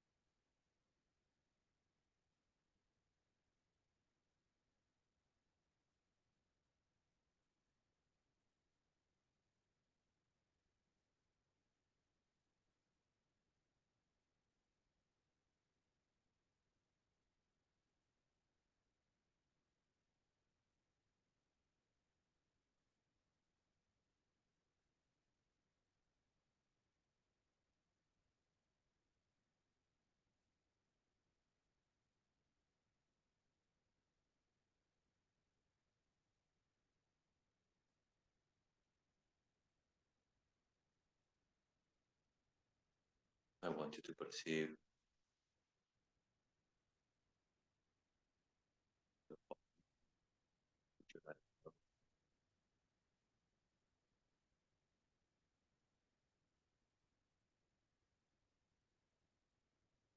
Observe this body.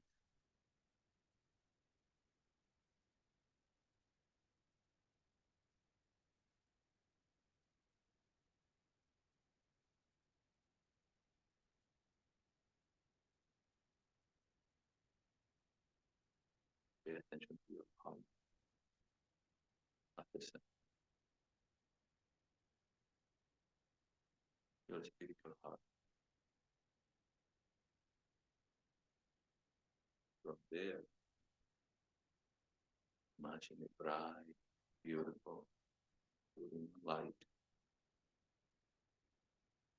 taking over your entire body.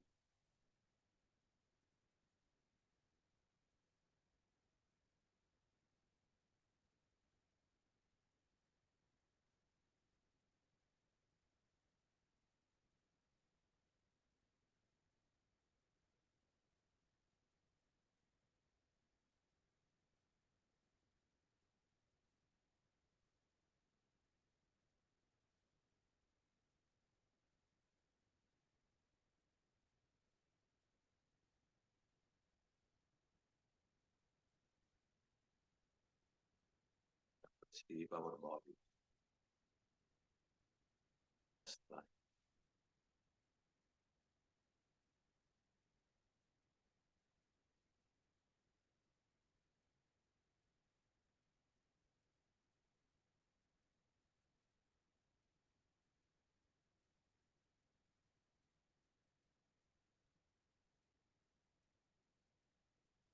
As you breathe in, pay attention to the sound of the breathing.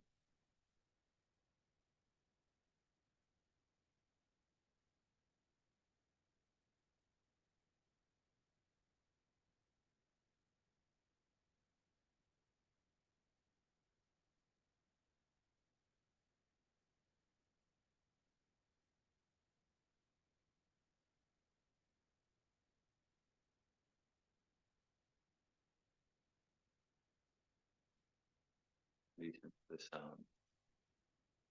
Stop.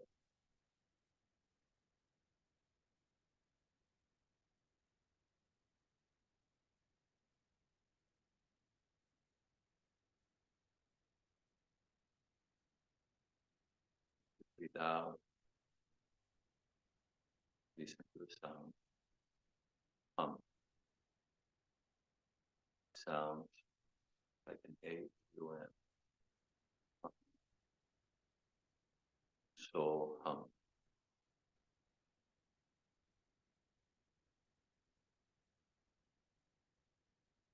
Breathing so. Breathe out.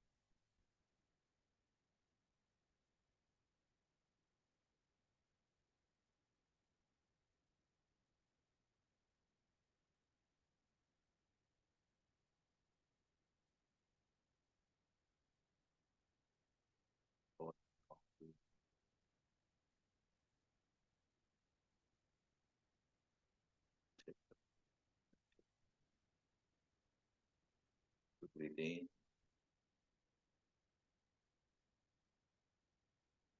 Stop.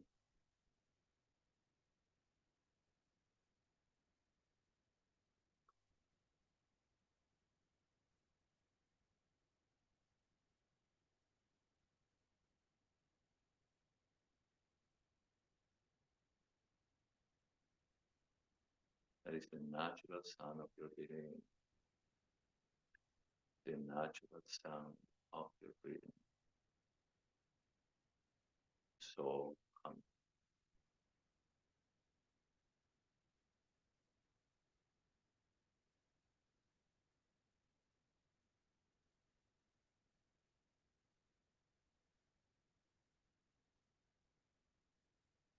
Your mind stream all thoughts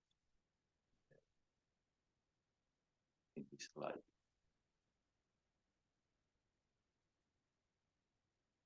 Nothing can be projected except this life.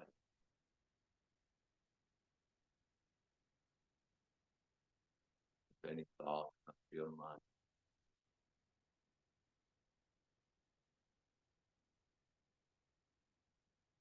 let it be covered by this life.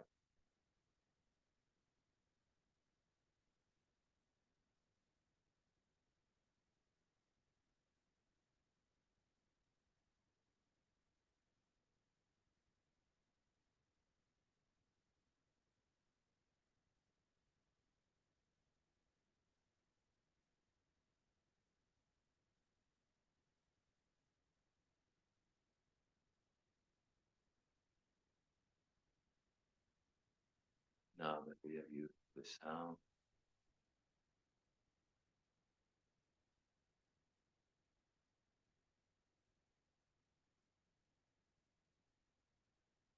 so in Saha,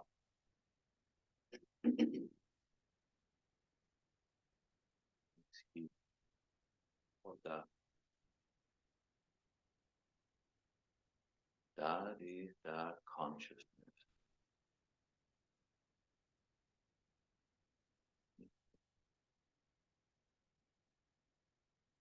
Brahman, conscious.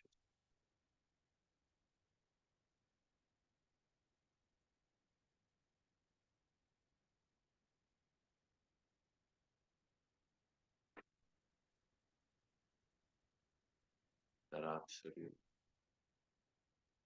ultimate truth, ultimate reality.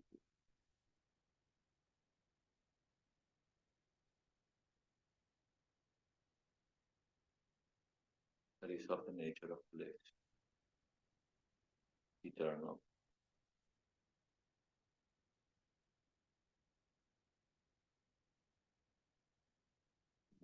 Without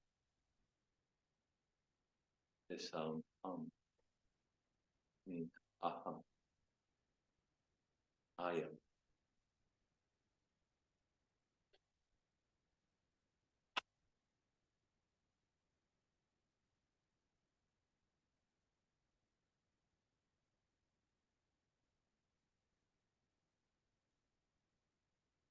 Slowly, you should understand that this sound, the sound of your breathing,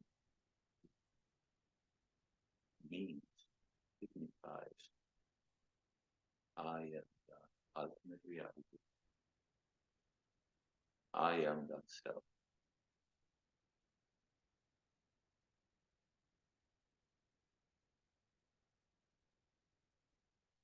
I am of the nature of bliss.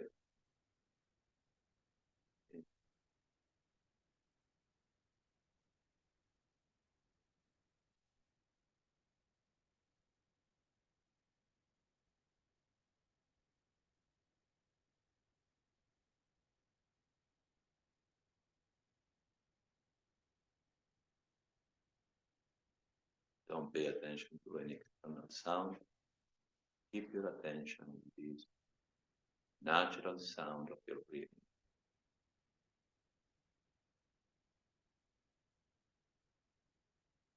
So,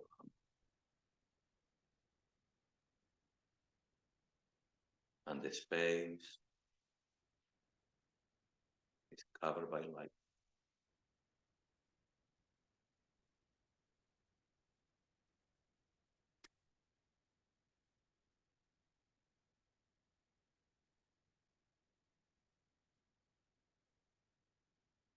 So,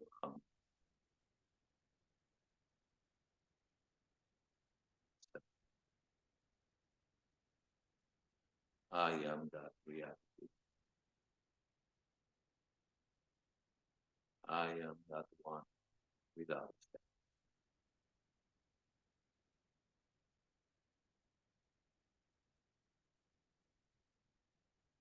I am bliss everywhere. So,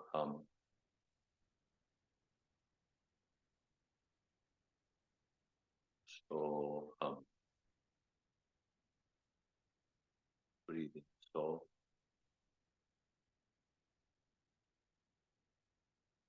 breathe out.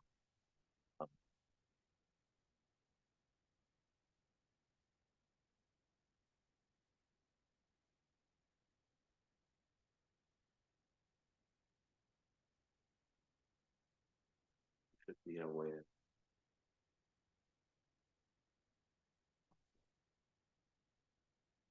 Calm down.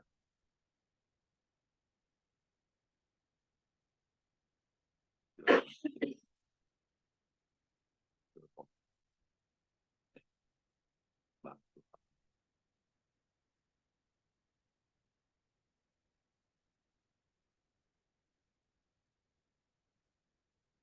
you will also notice the rhythm of your breathing is slower.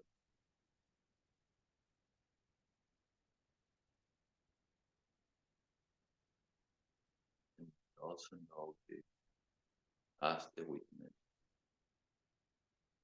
the conscious being that you are, there is a space in between so and hum.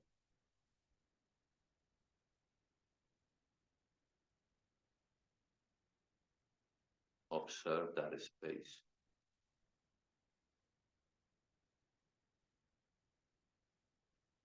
Rest there in your heart. Rest in the space between breathing.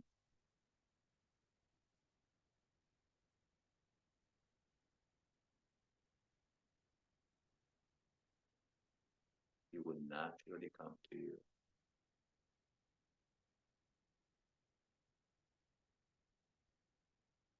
simply repeat and listen to the sound. So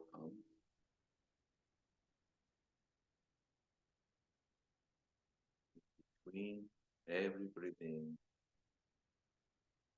there is a space.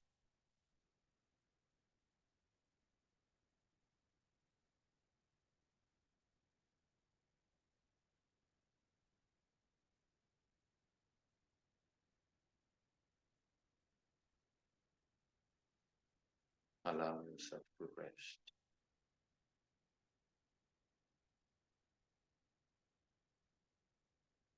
Allow yourself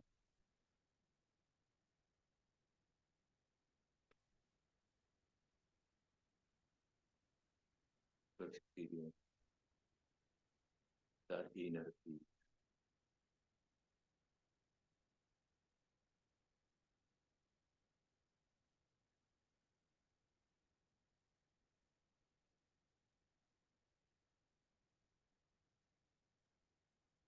Our attention centering the sound. So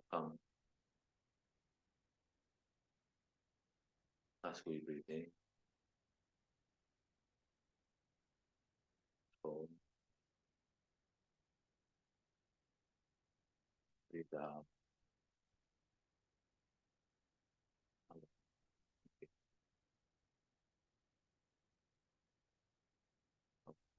Engage in life.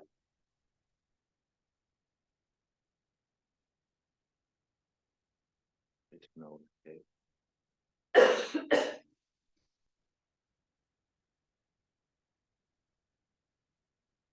We are surrounded by the meaning of the internal action.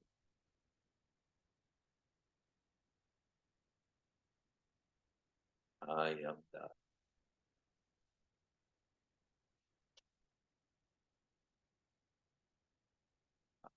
Myself.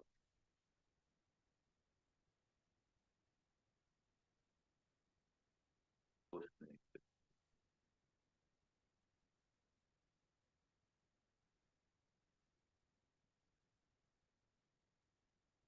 All I'm looking for in the outside is within me.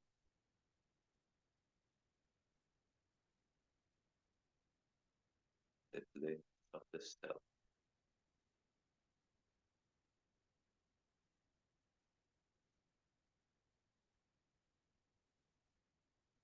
Feel the rest.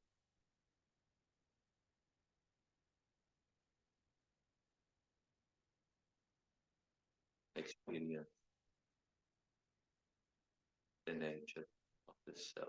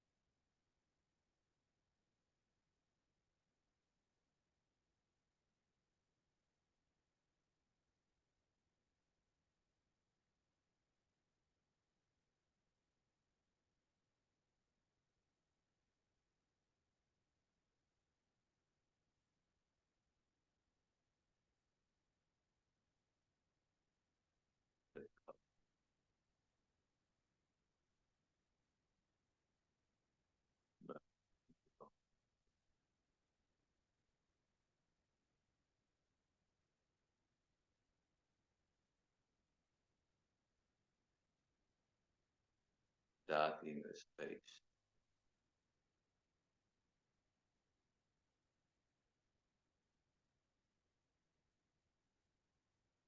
In between that center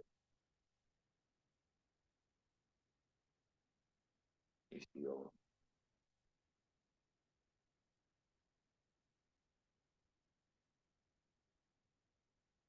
The own, always in the background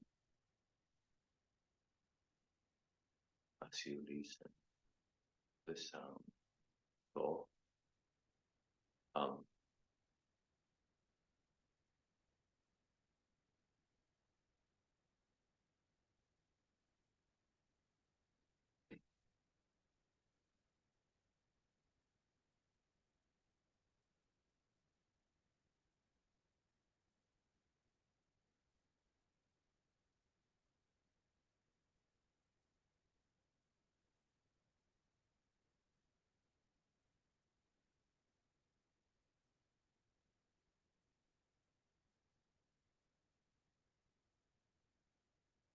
When you listen to all,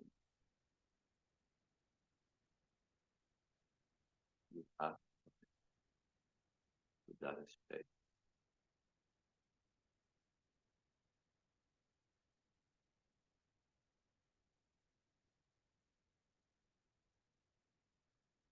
That space within.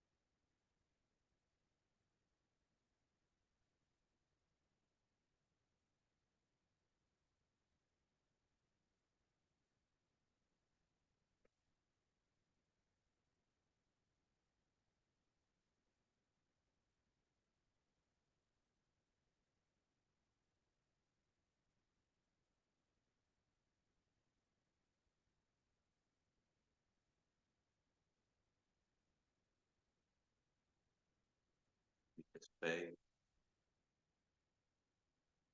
that is always present.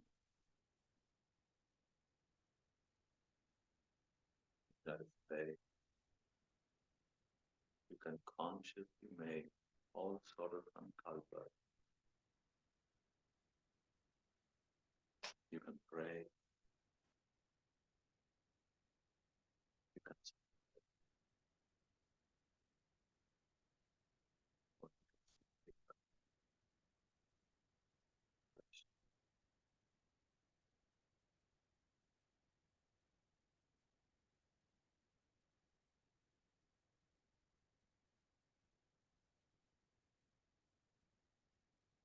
Om Sarvesham Swastir Bhavatu.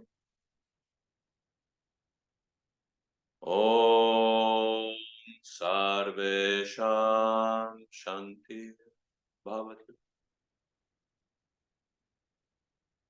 Om Sarvesham Purnam Bhavatu. Om Sarvesham Mangalam Bhavatu.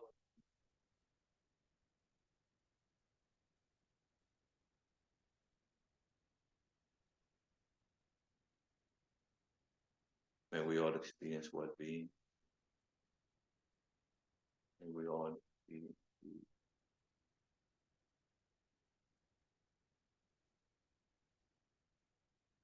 May we all be satisfied.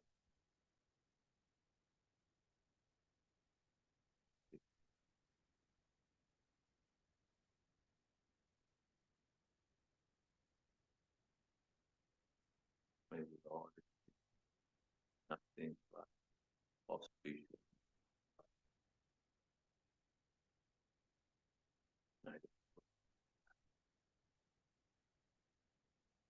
Everything.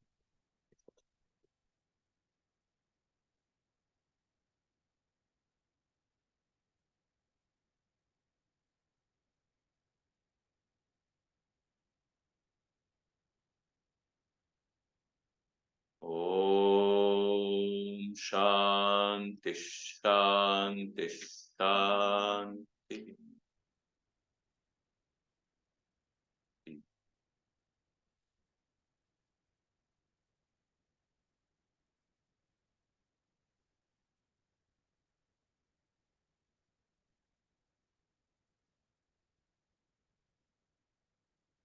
Slowly connect with your bodies right side,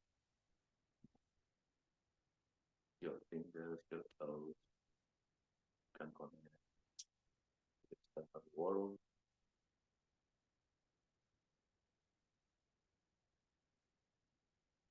You come back in peace.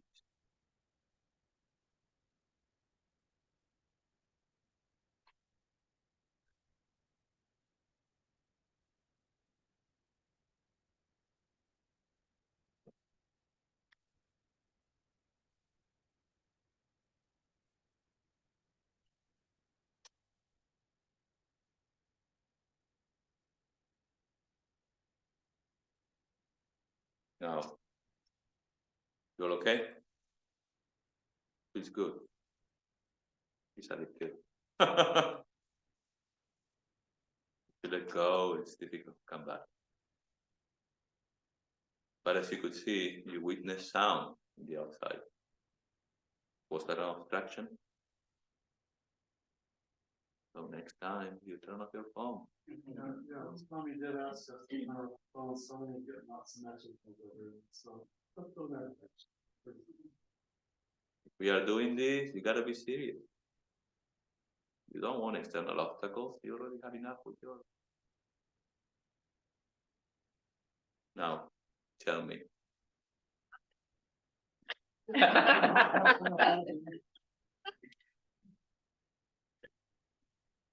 Welcome to the 21st century. We wonder why we can't meditate. All the answers. Very interesting. So there is one way to do it. You put your phones on airplane mode. Imagine you're on an airplane. You're flying. I just kept mine in the car. Just even better. I'm not that important. What phone? So, what kind of meditation was that? It's there, 4 months. You were meditating on your own swarupa, your own nature, of your true self. Now, what happened? You made use of your perception. I ask you to perceive the flow of air going in and out of your nostrils. By that, attention.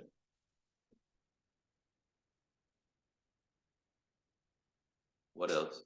I made sure that your mind doesn't go out or follow your thoughts. What did I ask you to do?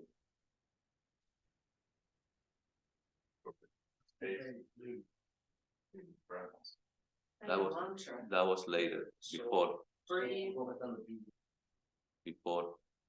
First thing I tackled was your imagination.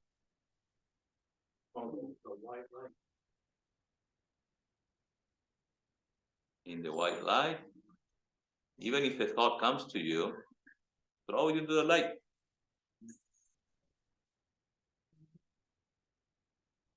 Nothing but light.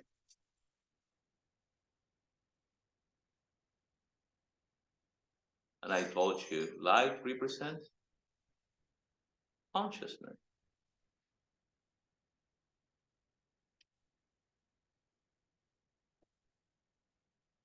See how we are treating our own minds.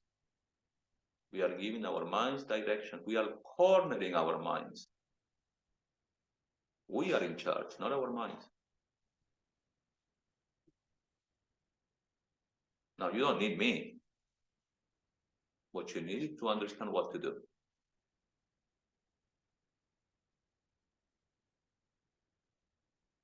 What else did I ask you to do? Breath. Focus. Focus. Again, attention. And to Attach the meaning to Say a the breath. mantra. listen, which is inevitable. As you induce yourself into deeper levels of thought, I ask you to listen. Not the phone, not the door, but to your own breathing, your own breath, the natural sound.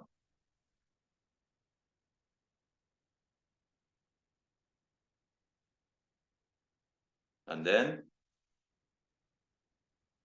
I ask you to connect that sound with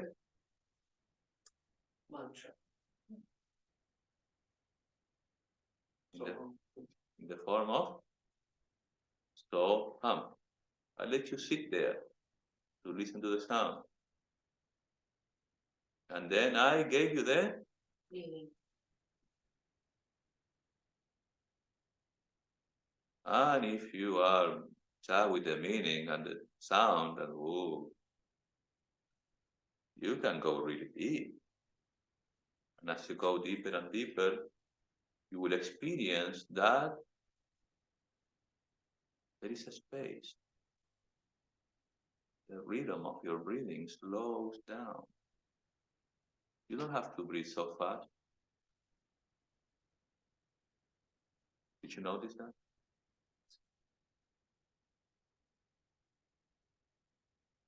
I ask you to pay attention to the space in between breathing. That is absolutely natural.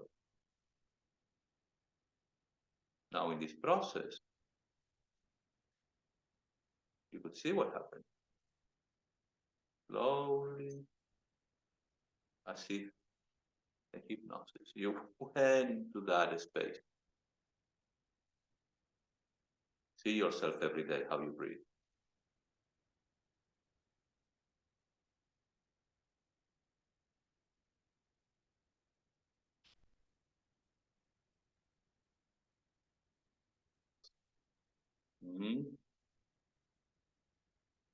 And in that space, I gave you the solution. There is a sound that is always in the background. You can't help it, just as you can help it living. The Om sound vibrates everywhere.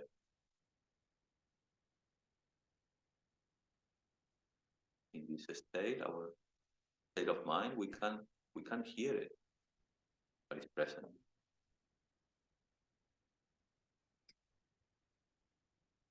And as you go deeper and deeper into that space, you will find it very familiar. You will discover that that's your home.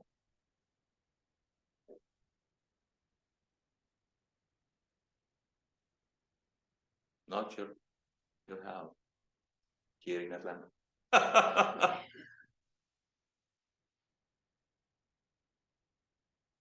It's fantastic. It's within you.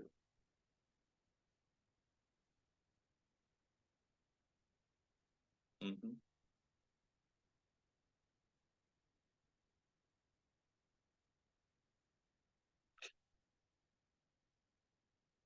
So we connected with the meaning, we contemplated, we rested. Can you do that every day?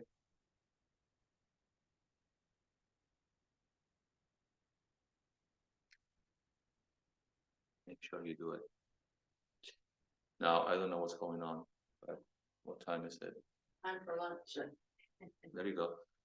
So the land. I hope you don't fall asleep. But we're gonna do the same, engaging our emotions.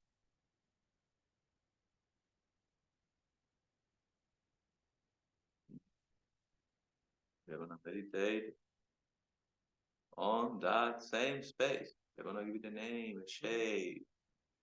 We're gonna engage with our object of love.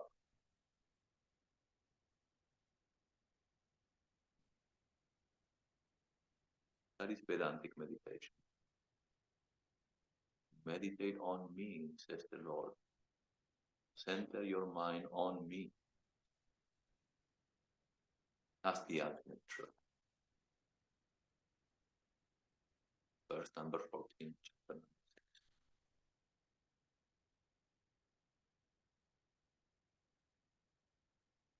9. Nothing else. That is your object of meditation. Because you want to regain your real identity. You want to come back to what you truly are. Therefore, that's the object. Is it clear?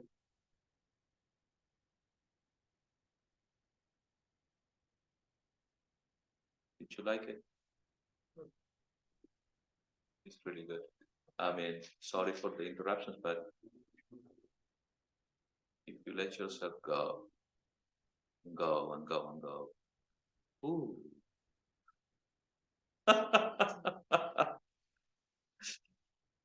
Yeah.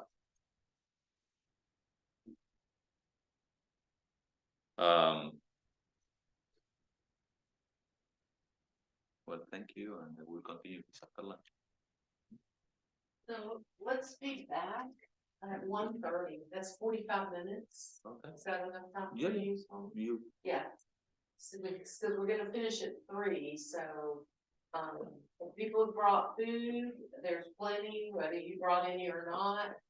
Give us a, go to the restroom, visit, chat, give us a few minutes, to get things kind of spoons in the plates and everything, and we'll be ready.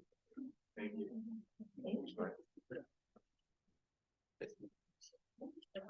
Some discovered home, some discovered their phone. or whatever.